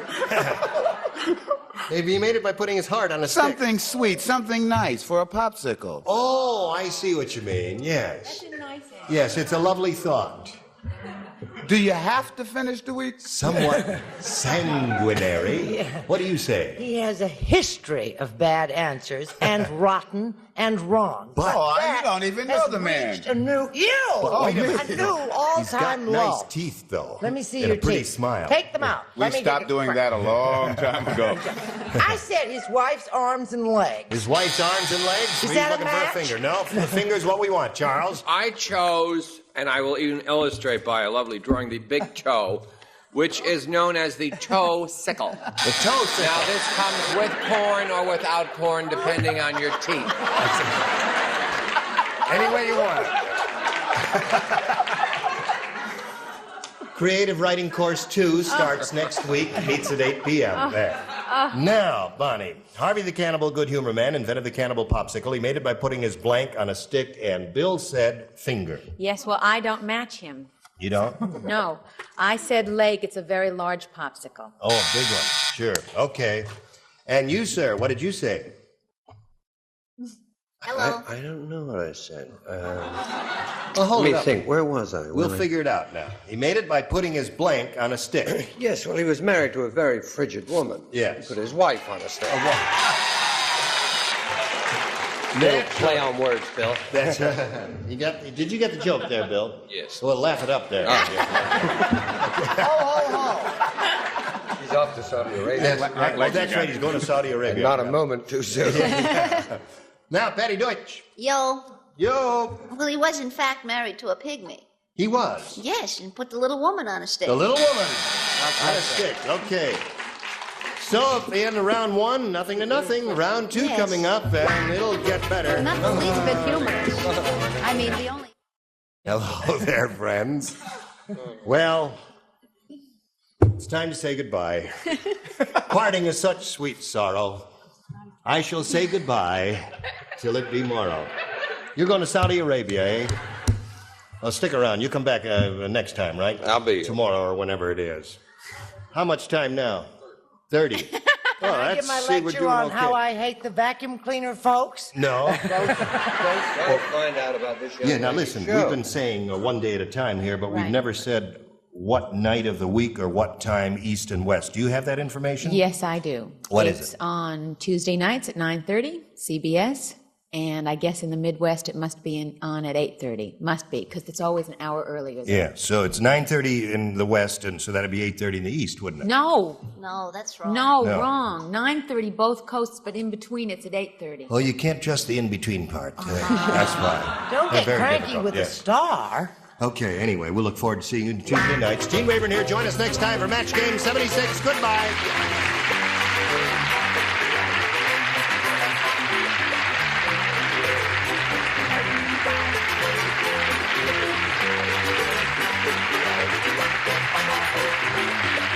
This is Johnny Olson speaking for Match Game 76, a Mark Goodson, Bill Todman production. Stay tuned for Tattletales next over most of the CBS stations.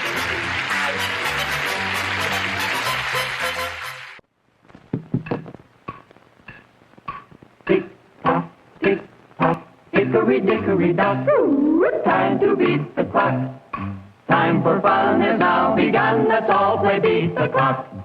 Beat the Clock is brought to you by Sylvania. For half a century, a quality name in incandescent bulbs, fluorescent tubes and fixtures, photo lamps, radio and television sets, radio and television tubes, and electronic devices. Now, here is America's #1 clock watcher, Bud Gunner.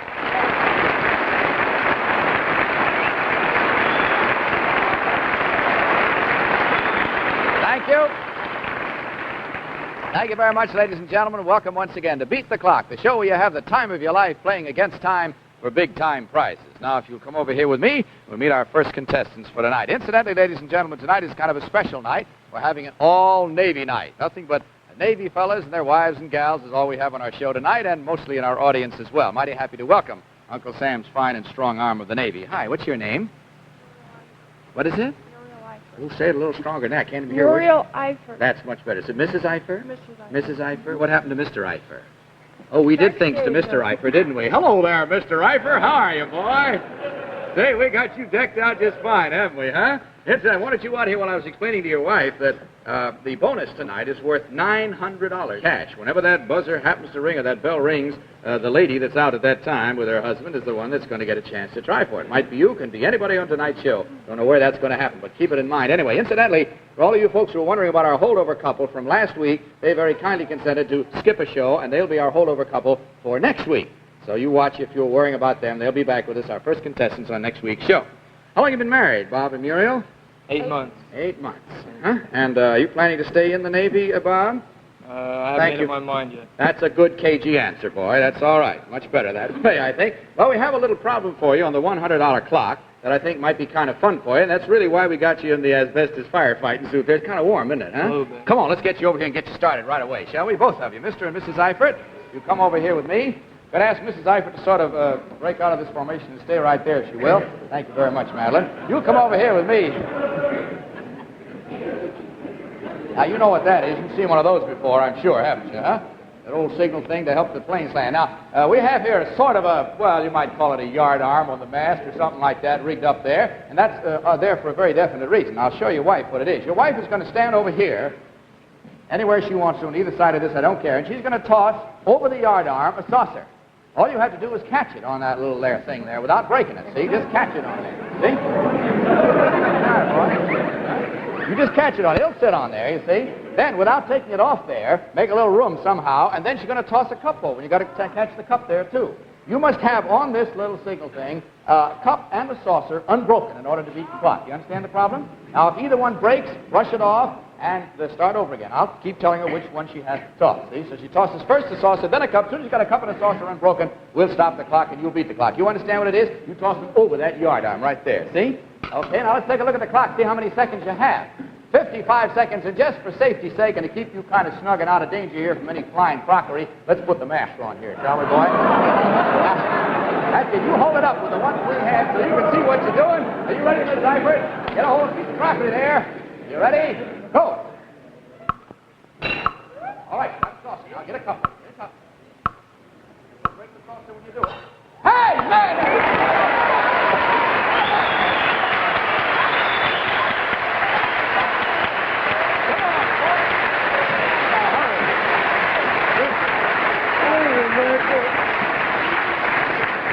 I tell you, you find out a lot of things about people like that, you see. In homes where the wife is accustomed to throwing crockery at the husband, there's no problem. Bob and Muriel, that was real good, believe me, because when I was trying this afternoon, we were dropping cups and saucers all over the mat. You should have seen the piles of crockery. We had to sweep up after it. We got it, but only after breaking a few in the course of it. You did all right. Kind of warm? Want to loosen that a little bit? No. I'll tell you, right now, let's take a look at an ultra-modern marvel as we listen to Bill Shipley. We've certainly just seen one marvel. And this one is the magnetron, an amazing electronic tube that generates microwave energy for use in radar and other sensitive electronic instruments. Now, the design and manufacture of magnetrons is a highly complex and delicate job that requires the special skills and experience of the microwave research engineers of Sylvania. For example, this device contains no fewer than 32 different materials, each of which must measure up to exacting standards and perform a particular job. And in addition to special engineering knowledge, this work requires very modern and complete research and manufacturing facilities. And these same skills and facilities stand behind every Sylvania product, whether it's radio and TV sets and tubes, photoflash bulbs, or incandescent and fluorescent lighting. So whether you're a scientist with a highly complicated electronics problem or a homeowner looking for improved illumination and TV reception, you'll find that your best answer is always Sylvania. All right, Bob and Muriel, again, we have a little thing that might be nice for husband and wife. On the $200 clock, if you'll come over here with me. Mrs. Eifert, if you'll step right over here, and Bob, you stay on this side, and if you just sort of face each other, that's the idea. We thought maybe you'd like to sort of, square off at your husband with a boxing glove there. So take a hold of that in both hands. Oh, he's got his own hat. Where's your own hat? You leave it over there? Let's use your hat. We know that fits you. That's the idea. Now, of course, that belongs on his head, doesn't it? Sure. See, come on up here. Come a little closer. That's the idea. Belongs on his head. Now, you're going to put it on his head. See, will you put your hands behind your back and keep them there at all times? You're going to start it here with the boxing glove, and it must remain in contact with him at all times. Take a hold of that. You just got to work it up there and get it on top of his head. Take a look at the clock, see how many seconds you got. 55 seconds to get it on his head. Are you ready? You can't help it anyway, boy. Just, you can maneuver a little bit, but not with your mouth ready. Ready? Go.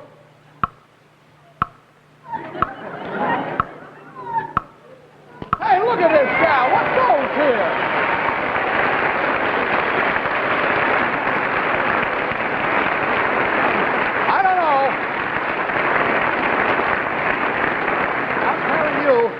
We better have 9 extra stunts ready. I never saw them knocked off so fast in my life. Must be some personnel in the Navy that's working toward things like this. All right, you did it fine. Boom, boom, like that. You got through the 2 clocks, and now comes your turn to try for our jackpot clock. So, Bob, if you don't mind standing over there, I'm going to take your pretty wife and set her up here on this little platform. Turn around, face the audience. Bob, you can't help in any way now. All you can do is hold real good thoughts for her. That's the idea. And don't you turn around until I tell you to. And back of you now is our jackpot board with all of the words of a famous saying or quotation. They're all held there by magnetism, and they're all out of order. So you've got to get them back in order. You can move them around on that board until they spell out the saying or quotation we're after. All this in 20 seconds. Now, don't look till I tell you to. Open the curtains. Turn around, take a look. Go.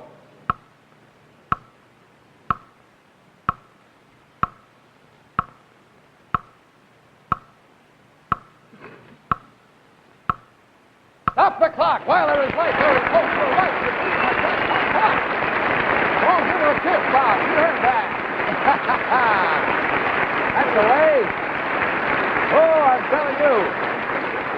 All right, now comes the big moment. You've beaten our jackpot clock, so let's see what you've won. Just take a look over here. It's the 1954 Sylvania Stratford with a 21-inch screen and the great new photo power chassis for photographically clear pictures in even the most distant reception areas. And of course, the Stratford has halo light for the greatest eye comfort in all television. Congratulations, Mr. and Mrs. Eifert. You have just won Sylvania's jackpot prize.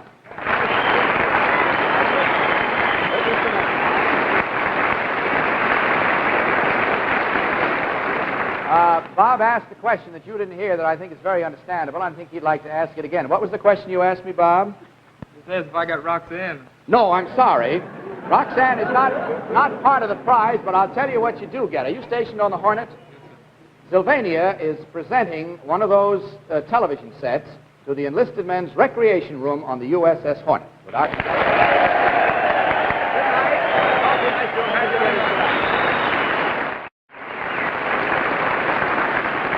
Roxanne, whom do we have now? Now, I'd like you to meet Mr. and Mrs. Jim Kennedy from Rahway, New Jersey. Well, hi there, Jim and Mrs. How are you? Nice to have you here. Let's give them a welcome from out there, too. How are you? See, from your card, you've been married 5 years. Is that right, Miss Kennedy? Uh-huh. Where did you happen to meet this fine fella? In Rahway? Was that your home? Well, I lived there about 15 years. And where's your hometown? In Rahway. Oh, that's it, is it? I see. How long have you been in the Navy, Jim? I'll be 12 years. What's your actual job in the Navy? Aviation ordnance. See? All right, sir. Well, let's move into your category right off the bat. Did you ever have anything to do with firing those big guns on those battle wagons? No, sir. Never did. We're going to give you a chance to see what it's like. Will you come over here along with me right now? Miss Kennedy, you just stay right there.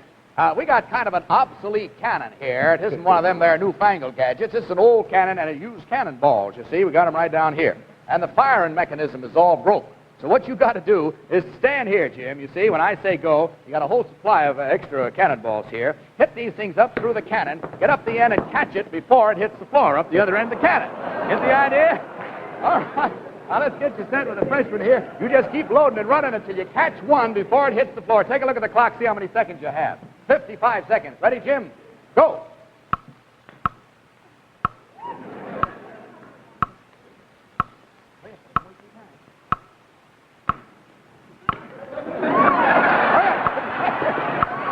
Stop the clock. Hold it while he loads. Go. Get it in place there. Hurry up there. Oh, come on, Jim. Hurry up. Get back. Here we go. Oh, come on back. Hurry up. Hurry up. Stop the clock a minute. Hold it. Hold it. All right. Go. Hurry up. Come on back. Hurry up, fella. Let's go.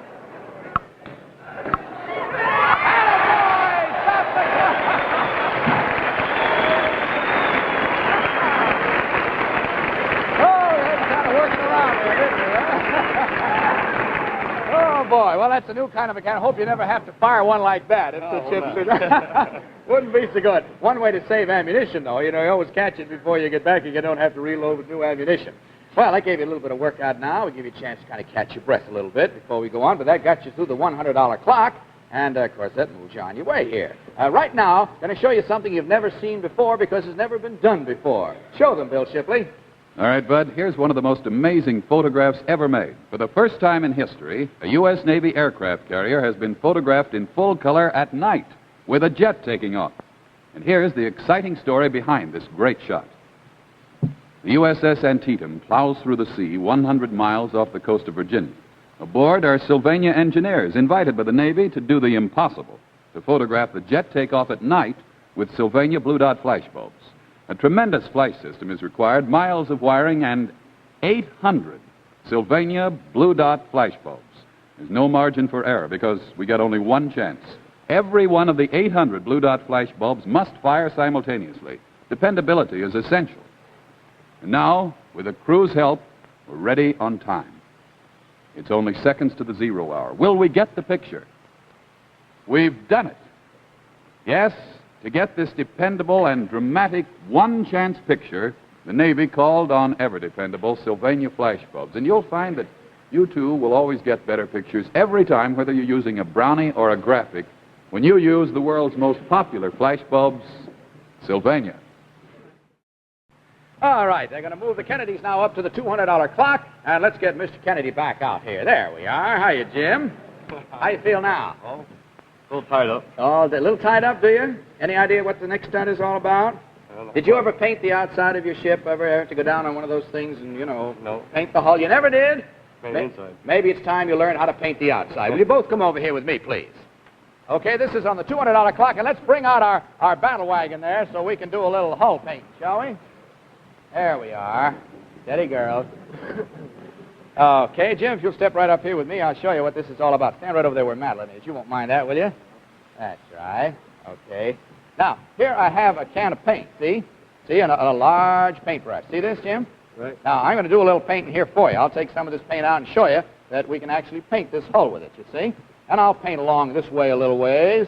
And then I'll start over this side, and I'll paint up on this side a bit. And I'll leave you just a little area, because I think it might be unfair to you. The paint's running kind of out here, too. I haven't got much left. I'll paint into that far. I'll just leave that area there for you to paint, okay? All right. Now, let's get that brush is kind of all wet inside. Let me have a fresh brush with you. There's your brush, right there. Now, we have some paint, and your wife is going to put the paint on the brush for you. And here it is. It's a sparklet filled with whipped cream. Will you come over here? Now, you stand right there. That's the idea. You aim that like that. It comes out there, and you press on that thing to make it come out. Now, don't start yet, see? Don't start yet.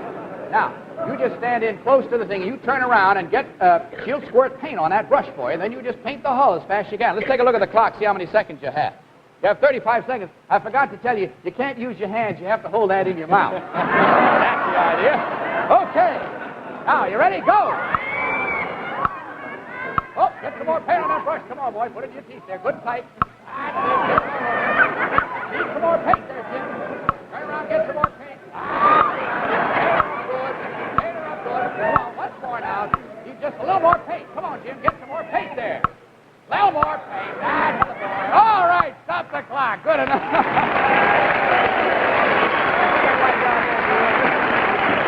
Roxanne! Come on, you stand there. Get a picture of you. One of our Sylvania flash bulbs with a blue dot for sure shot. There we are. Get a picture of you now. You can have a record of the girls will get you cleaned up. And meantime, Miss Kennedy, you come on back over here with me, if you will, please. Now it comes your turn to carry on for the Navy and for your fine husband. If you will step right up on this little platform at the far end down there, turn around and face the audience. In back of you now is our famous jackpot board with all the words of another famous saying or quotation. And again, they're all mixed up and out of order. You've got to move them around on that board until they spell out the saying or quotation we're after in 20 seconds from the time I say go, okay? Now don't turn around till I tell you to. Open the curtain. Turn around, take a look. Go.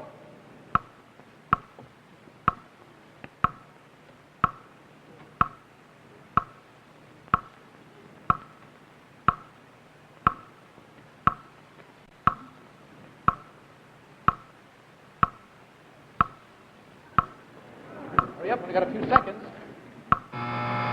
Oh, golly, I'm sorry you didn't beat the clock. It looks to me like the clock beat you. I know you had the right idea. Children should be seen and not heard is what it should have been. But you've done mighty well, Miss Kennedy. If you step back down here, you've beaten our $200 clock. Let's see what you've won. From the King Refrigerator Corporation, a compact 4-cubic-foot freezer, which holds up to 150 pounds of frozen food. Your King freezer, which is worth its weight in coal, will save you time and money. Congratulations, Mr. and Mrs. Kennedy. You have just won a Beat the Clock prize worth more than $200. My congratulations to you, too. Coffee like that with us tonight. Whom do we have now, Roxanne? Now I'd like you to meet Bud, Mr. and Mrs. Nelson Sperling from Pensacola, Florida. Mr. and Mrs. Nelson Sperling. Thank you very much, Roxanne. Nelson and Mrs., how are you? And a welcome from our audience, too. Hey! Hold everything! You hear that bell? Yes. That's a signal for the bonus, and you get to try the bonus stunt, which is worth $900 in cash tonight. Come on, Miss Sperling, come out here, and I'll show you what it's all about. Have you seen our bonus stunt? You haven't, all right. Thank you very much, Betty. Now, here are two little spatulas, or pancake turners, you might call them. Hold one in each hand, if you will.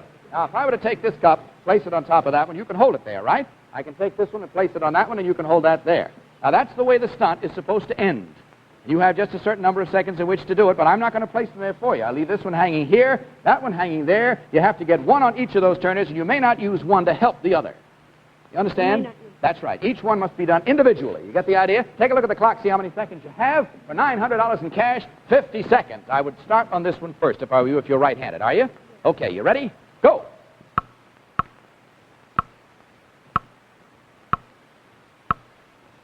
Whoop. Get that one again, so that one's done. Get that one again. You've got time. Now take it easy. Now raise it up a little higher. You got a little slack. Yes? Get easy.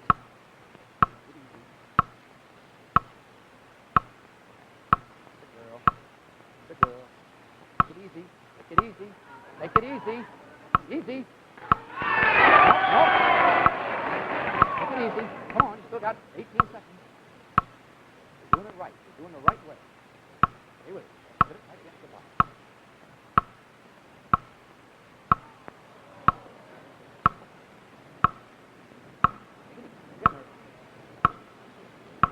Oh, golly, that was the closest one yet. I'm telling you, it was so close to that, I thought you had it.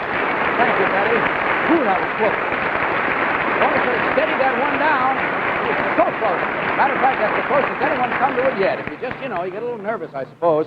Say, incidentally, I know you guys don't like to talk much about parading, but in the issue, tomorrow's issue, October 11th of Parade, we got our own parade. Roxanne has the cover, and there's a very nice article about our gal in there, too. So get that issue of it. I think you'll enjoy it. Parade. Okay, now let's see what your next problem is. It happens to be the very first one on the $100 clock, and it deals with an article with which I think you're pretty familiar. So, Nelson, if you come over here with me, I'll show you what it entails.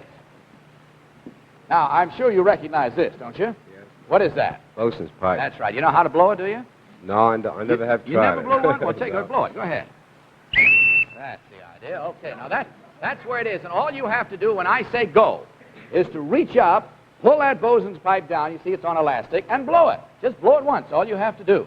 Let's take a look at the clock, see how many seconds you have. You have 55 seconds. The only thing that's going to make this the least bit different, we're going to blindfold you, Nelson. That's the idea. Now, you've seen what it is you have to worry about, and, okay, snug and tight? All right, now I'll tell you what I'd like to do with you, if you don't mind, Nelson. I'd like to take you over in front of the clock for just a minute, because I want to stand you there and tell you again exactly how many seconds you have.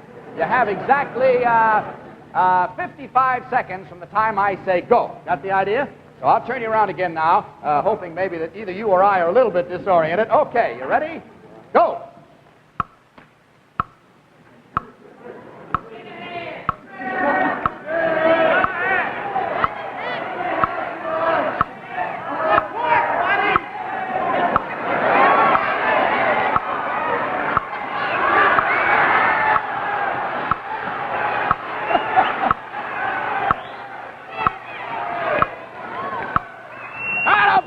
Stop the clock!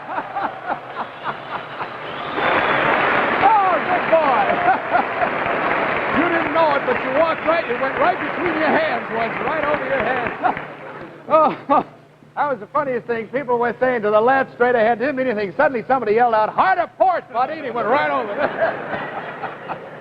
Oh, I tell you, you get one kind of language, that's the kind you need, isn't it? Well, that was a good job, boy. Your wife was biting her lips off over here. Worrying about you, I think. Well, I got you through the $100 clock very nicely and moves you up, of course, to try for the $200 clock. But right now, here's a fun-packed tip for our younger friends from our party expert, Bill Shipley. Yes, sir, it's Halloween time again, and Iggy's playing one of the many games that you kids are going to be playing very soon. And you'll find that you'll get more fun out of all the stunts if you flash pictures of them. And it's so easy. All you need is a simple flash camera and Sylvania Bantamade flash bulbs.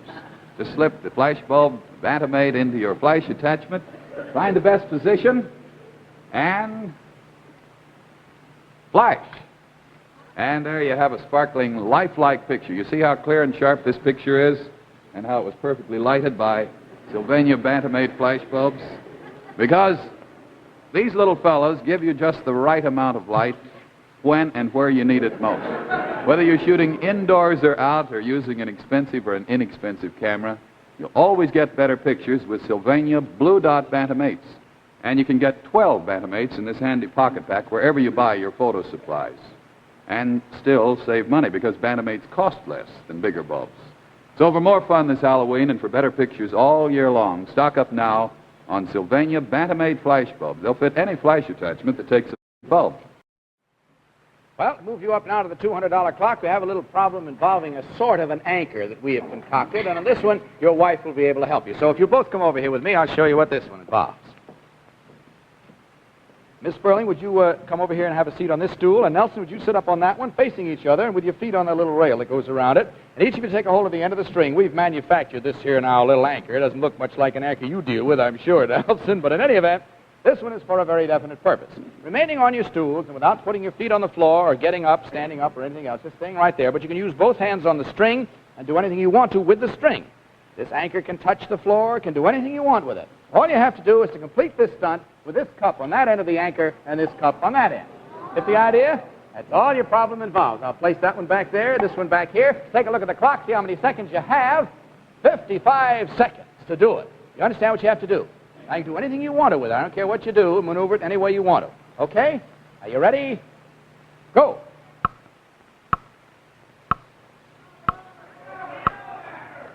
Careful, careful, careful, careful. Get it all the way in there. Pick it up. Okay. Now, don't drop that one off. Be careful. All right. Knock it over.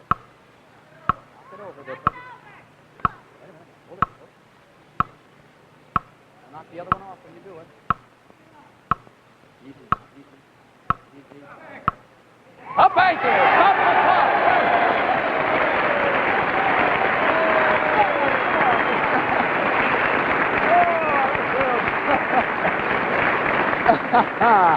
Boy, oh boy, I'm telling you, you're getting more help tonight than our contestants usually get. As soon as that second cup got on, somebody yelled, up anchor. And you did up anchor, and you got it with the two cups there. Of course, these are all things you can have a lot of fun with at home, you know. You can set these things up. They aren't too complicated. Especially that crockery one at the beginning. That's wonderful at home. Just marvelous, you know. You don't have to wash the dishes afterward or anything. Just toss them over the yard arc and break them up and sweep them out. Okay, comes your turn now, Mrs. Sperling, to try our jackpot clock. How do you feel? Butterflies in the stomach? Yeah. Well, relax a little. Nelson, you can't help in any way but holding good thoughts. Would you step out over there, please, for just a minute? And Mrs. Sperling, if you will step right up on that end of the... That's it. Now, don't turn around and look at the board until I tell you to.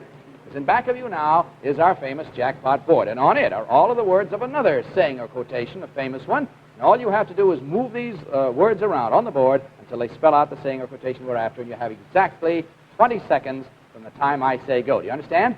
Okay. Don't look like I tell you to. Open the curtains. Turn around, take a look. Go. Right like a pen. Let it right out. Left to right.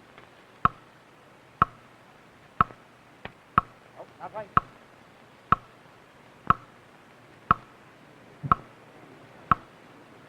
Read it to yourself. Read it to yourself. Look at the left.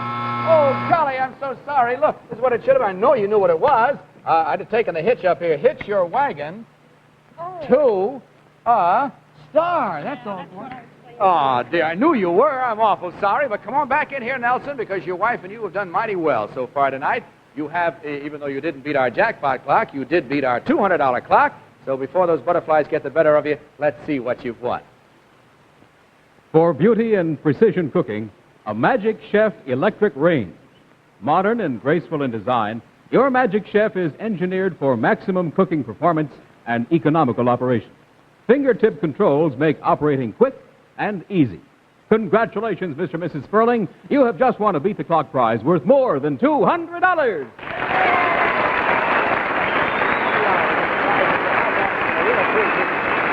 Okay. Roxanne, whom do we have now? And very little time left, too. Now we have Mr. and Mrs. Melvin Mullberger from Brooklyn, New York. Okay. Hi, Mr. and Mrs. Mullberger. How are you? Nice to have you here. Hi, Mel. How are you? All right, not going to waste any time or even spend any time talking to you much about yourselves. We have a problem for you on the $100 clock. Time's running short. Come on over here with me. Okay, would you mind taking your hat off? We'll take it right here for you. Betty will take it. That's the idea. Now, would you put this hat on? You're used to that, I'm sure. And we should have another one right here facing your husband. If you will put this one on your head and put it down good and snug so it's good and snug. That's the idea. Not too tight. I mean, you're going to leave a little room here. Okay, now I'm going to take two ping pong balls and put them down in the front of the front brim. See, right down in there, boy. Pull this hat down so it's... Whoop. So it's good and snug. You get it good and tight there. That's the idea. Now, there are 2 ping pong balls down there. All you have to do is to take those 2 ping pong balls and put them in the brim of your wife's hat and just hold each other's elbows all the time. That's the idea. You ready? Go.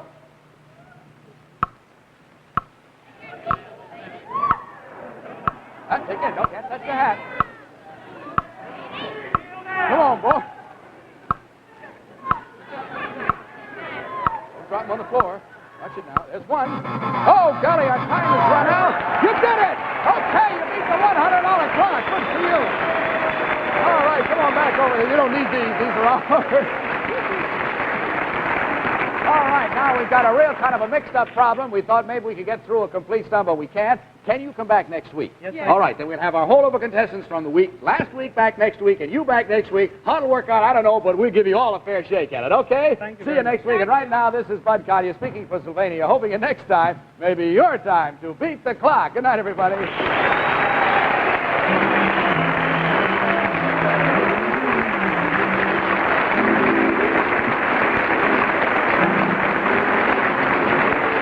This has been a Mark Goodson, Bill Godwin production. Produced in association with the CBS Television Network. Roxanne Cress by Larry Olney. Beat the Clock is brought to you by Sylvania. Mrs. Vern Bennett reminding you to tune in every week at the same time for Beat. Get ready to match the stars from the Bob Newhart Show. Bill Daly, Brett Summers, Charles Nelson Riley, Sarah Purcell, Richard Dawson, and Betty White as we play the star-studded Big Money Match Game 78. And now, here's the star of Match Game 78, Gene Rayburn.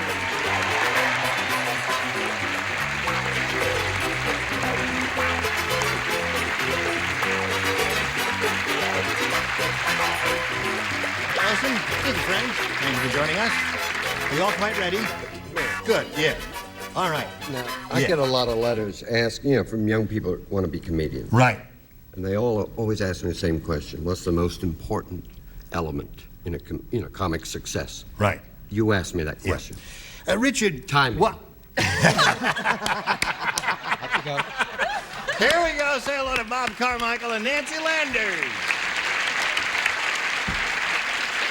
Now, Bob's the current champ. He's got $600 to his credit, and they played a game to a tie here. And we started the tiebreaker last time.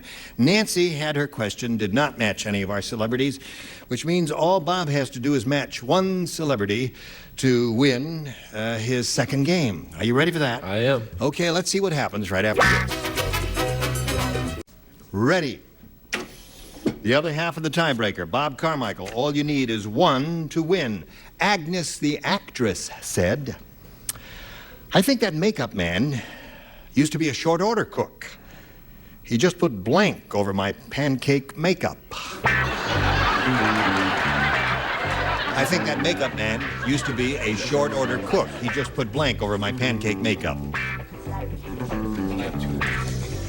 Oh, of course. Don't look. Out of my peripheral vision, I saw you, Charles Nelson Riley. This one, do you like this one? Please like this one. Well, I'll put it in. Attaboy. See what that Had a way to go there. Okay, Bob Carmichael. Agnes, the actress, said, I think that makeup man used to be a short order cook. He just put blank over my pancake makeup. Syrup. Syrup.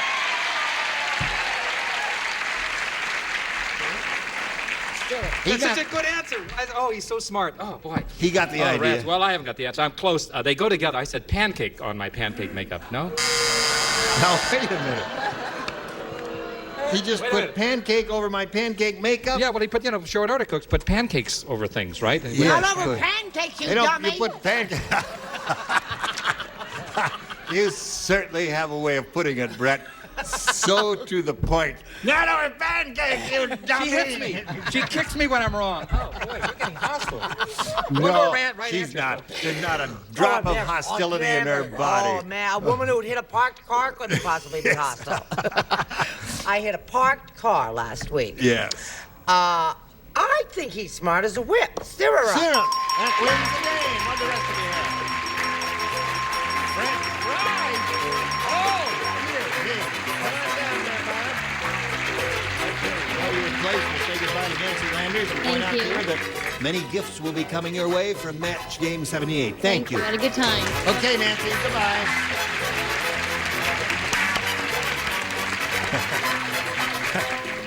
There she goes. And here he is again, second time up here, picked up another $100. You got a total of $700 now. How's that? Fine. You ready to go on here? Sure am. Over $5,000 could be yours if you do it right. Now, do it right, Bob. We polled the studio audience and we said, you write down your best answer to this. It's beginning to blank. Remember, you got $500 for matching the answer they gave most often. If you match the second most popular, you get $250, and for matching the third most popular, $100. Whom do you call on? Richard. Beginning to rain. Rain. Didn't it rain? Betty. It's beginning to look a lot like Christmas. Wonderful.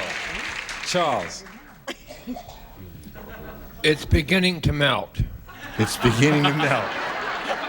That's what they've been saying on the East Coast for a long time, but they're still frozen in out there. Okay, there they are. It's beginning to melt, it's beginning to rain, and it's beginning to look a lot like Christmas. Those are your three choices. However, you have the option of giving us one of your own if you don't want any of those. I think the best one is It's Beginning to Rain. It's beginning to rain. All right. Let's find out if It's Beginning to Rain is up there. It's one Richard gave you. May we see the $100 number? It's beginning to bug me. Richard Nixon. Richard Nixon, right? 1975. Yes. I like that. It's beginning to... Timing. We're looking for Richard's answer. It's beginning to rain. May we see the next one, please? There's Betty's answer. A lot like Christmas. Thank you. Second chorus next week. Last chance for It's Beginning to Rain. Slide it. Yeah!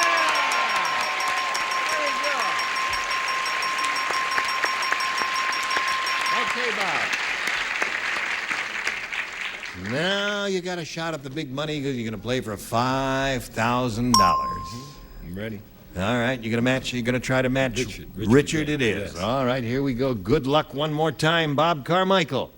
Worth $5,000. This is what it says on this card. Basket of blank. Basket of blank.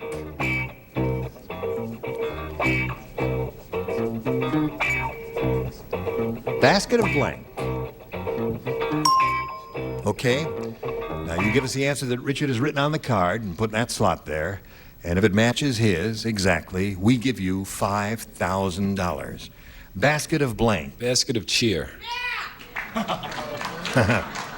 One weirdo is with you. All right. Richard, he says basket. What did you say? Basket of cheer. I thought that's what you said, but I just couldn't believe it. Yeah. Basket Well, of cheer. He's a perky person. And You can't put cheer in a basket. It falls through the... That's right. Yeah, it falls through the Runs right lattice through, right doesn't there. Fruit. Basket of fruit. Yeah. Basket of fruit, yeah. That's a common phrase, basket of fruit. Well, I'm sorry, Bob, you're getting there the hard way. You got $1,200 now. You're inching up little by little, and now we've got this for you. All right. If you're quite ready to meet a new player, would you all applaud Pamela Carrington? Hello, Pamela. Hello, Gene. We want to find out a little bit about you, if you please. Okay, I'm from Winnetka, Illinois. A wonderful town. I'm single, but I am engaged to a marvelous person. Oh. Sorry. And I have a degree in printmaking from the San Francisco Art Institute, but now I design and make my own jewelry. You do? Yes, I do. Is this one? Both are, yeah. Mm-hmm. That's very pretty. Thank you so much. Is that gold? Yes, it is. This is a stick-up. There's a lot of gold there, huh? Yeah, it is. It's expensive. And this, to wear. that a lapis lazuli? You've got it. Oh, yeah, that's very pretty, too. Thank you so much. Okay, I'll take this one. Give you $1.98 for it. Okay, Pamela, good luck to you. Thank Shall we you. begin? Surely. Bing. There you go. You may have A or B. I'll take B. B. For Pamela Carrington. Denny said, I just hired a new gardener, and he's really weird. I don't want any half-hearted responses. I'll give you a cue a little later, but not on this one. Let's have. I just hired a new gardener. He's really weird. He doesn't cut the grass. He blanks it. He doesn't cut the grass, he blanks it. What was the first part I of just it? hired a new gardener, and he's really weird. Weird is the operative word. A weird gardener. Right. Okay. One of your basic... Oh, good. Just loaded with sugar the way I love it. I don't have this yet. I don't have this yet. You don't have this yet, No, and I I'm don't have this walking yet. back He all doesn't ready to quick- do. You're walking back. Walk slower. Now, What? wait a minute. We'll Walk try slower. one. Go back. All right, with 5 people. Let's see if it'll work. Oh, you're all going to stare at me now. Oh, Yeah. my. Oh, goodness gracious. Now, wait a minute. The operative word is Yeah, no, he's weird. gardener. Yeah, gardener. Weird. Weird. Yeah, Doesn't he's a cut gardener. the grass. Weird. He doesn't. He blanks it. He blanks it. Yes. He doesn't cut the grass. Is that the answer, blanks? No, you Oh. have to put a word into the blank place there. Dumkopf. Oh, no, it doesn't cut the grass. He, I will, while we're waiting for him, we'll have a little musical interlude. Oh, okay. Okay. I know what I'm saying. I'll say it. Okay. Okay. Okay. Okay. All right. Okay. I don't know what it was. I put anything. Cut! Then he said, I just hired a new gardener, and he's really weird. He doesn't cut the grass, he blanks it. Combs it? Would that be a weird thing to do? Who knows? Well, I guess it would be weird. What do you say? Speaking of weirdos, this guy really takes the cake Well, I here. got to tell you this. What? Now, not only was I pressured, and I didn't even understand the question, I didn't understand my answer, right? Yeah. So I put backcombs it.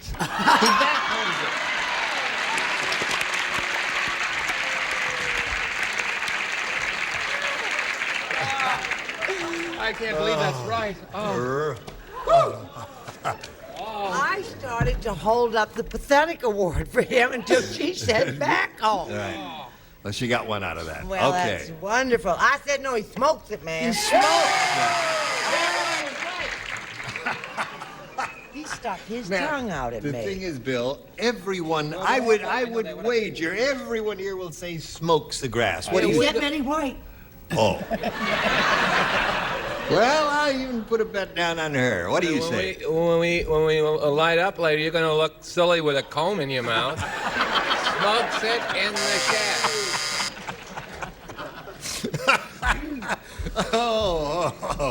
Oh, Sarah Purcell. This gardener's weird. He doesn't cut the grass. He I would say he chews it with his Jimmy Carter smile. chews it, eh? Wouldn't you chew it? Yeah. They're No, not you too thrilled with wouldn't. that. They man, wouldn't no. either. Well, A weird thing to do with grass would be to smoke the grass. All right. Now, I bet Betty says smoke. I'll bet you a nickel she says. What were you going to put down on me, a bet? I was going to put out a bet that you would say smoke the grass. Combs the grass. Combs the grass.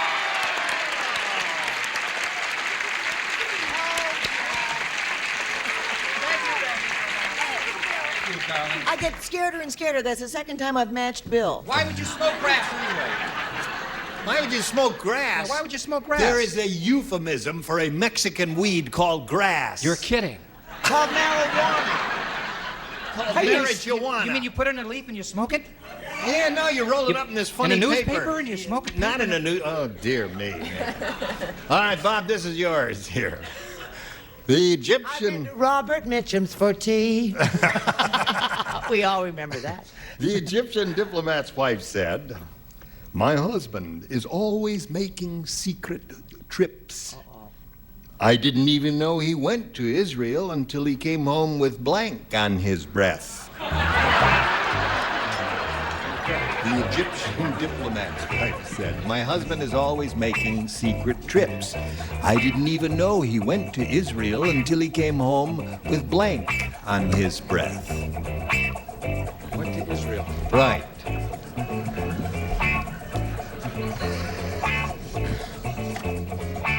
Now, He didn't have grass on his breath. No, no. I just want to point out something to you, Bill. Yeah, but I got the last one right. I know where Israel I is. know you okay. killed the Bob Newhart show, All right, okay. and you killed Tattletales, I but you're never- not going to do it to us. Okay. He went to Israel, right? And he came back with Blank. I didn't even know he went to Israel until he came home with blank on his breath. Okay, I'll put anything down. You go. By the time you get there. All right, I will walk slowly, Bob, to give you the benefit of a weak mind. Bob? Okay. You mean Bill? Bill. All right. Bob The Haley's the Egyptian- president of the network. The Egyptian diplomat's wife said, "My husband is always making secret trips. Why, I didn't even know he went to Israel until he came home with blank on his breath." I'm really lost. You're lost on this one. I was lost too. I know how you feel.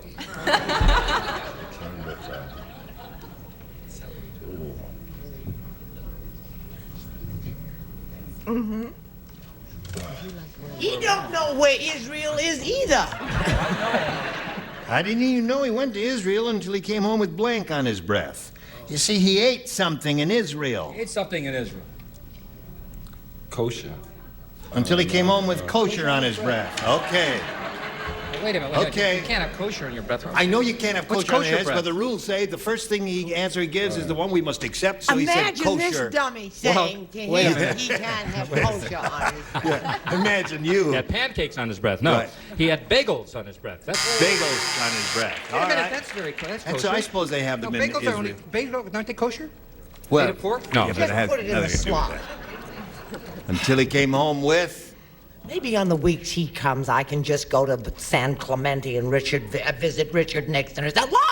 Well, bagels and lox go together. That's right. Charles? Is there a vacancy downstairs? Yeah. We'll try and arrange one. Chicken soup. Chicken soup. Eat, darling, eat. Have a little chicken soup. You're going to feel better in the morning. What do you say? One of my favorites, matzo ball soup. Matzo ball soup. All right, Richard. Chicken soup. Chicken soup would be very healthy. Jewish penicillin. What do you got? Salami. Salami, another good one. Kosher salami. So there we are at the end of round one. It's 2-0 in favor of Pamela, which surprises everyone, including me. Now we've got this for you. All right. Are you ready here? What's the problem? Oh, here we are. We go to round two. This is the final round. And again, Pamela, you may have A or B. I'll take A this time. You want A? Sure, why not? Okay. Two people do not play. Bill, you do not play. And Betty, you do not play. Imagine Bill. Can we play with each Imagine other? Bill not playing. I'll just mess around a little bit. That's all. Here it is. Nutty Nelson was thrown off the bomb squad because he tried to keep the bomb from exploding by blanking on it. Yep. Nutty Nelson was thrown off the bomb squad because he tried to keep the bomb from exploding by blanking on it.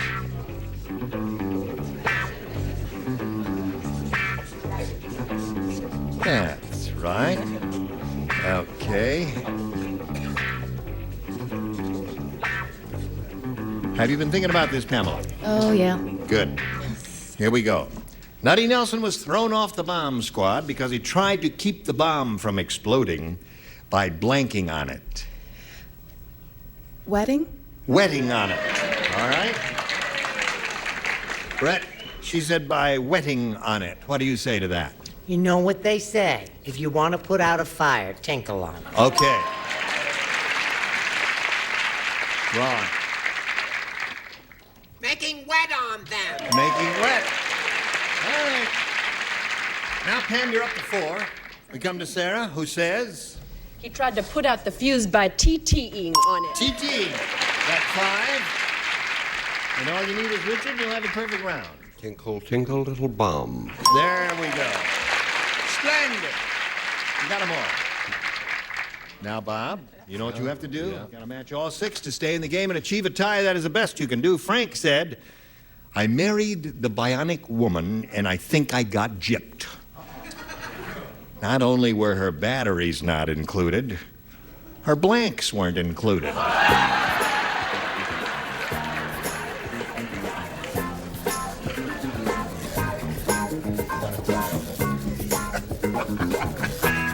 Okay.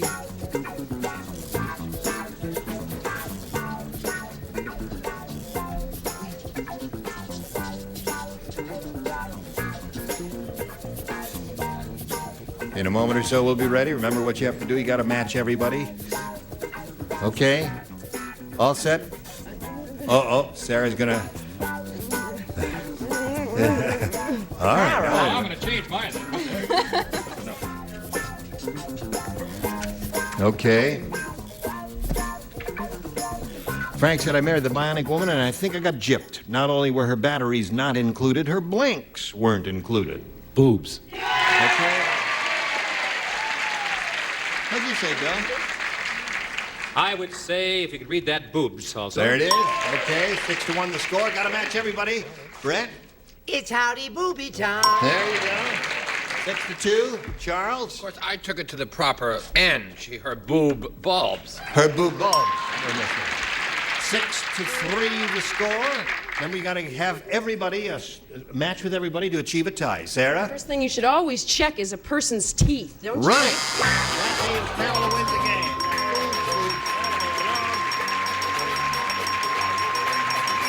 Okay, Bob, you're going to leave here with a total of $1,200 in our best wishes. Congratulations to Bob Carmichael. And while we're spinning him off, we've got a message or two for you.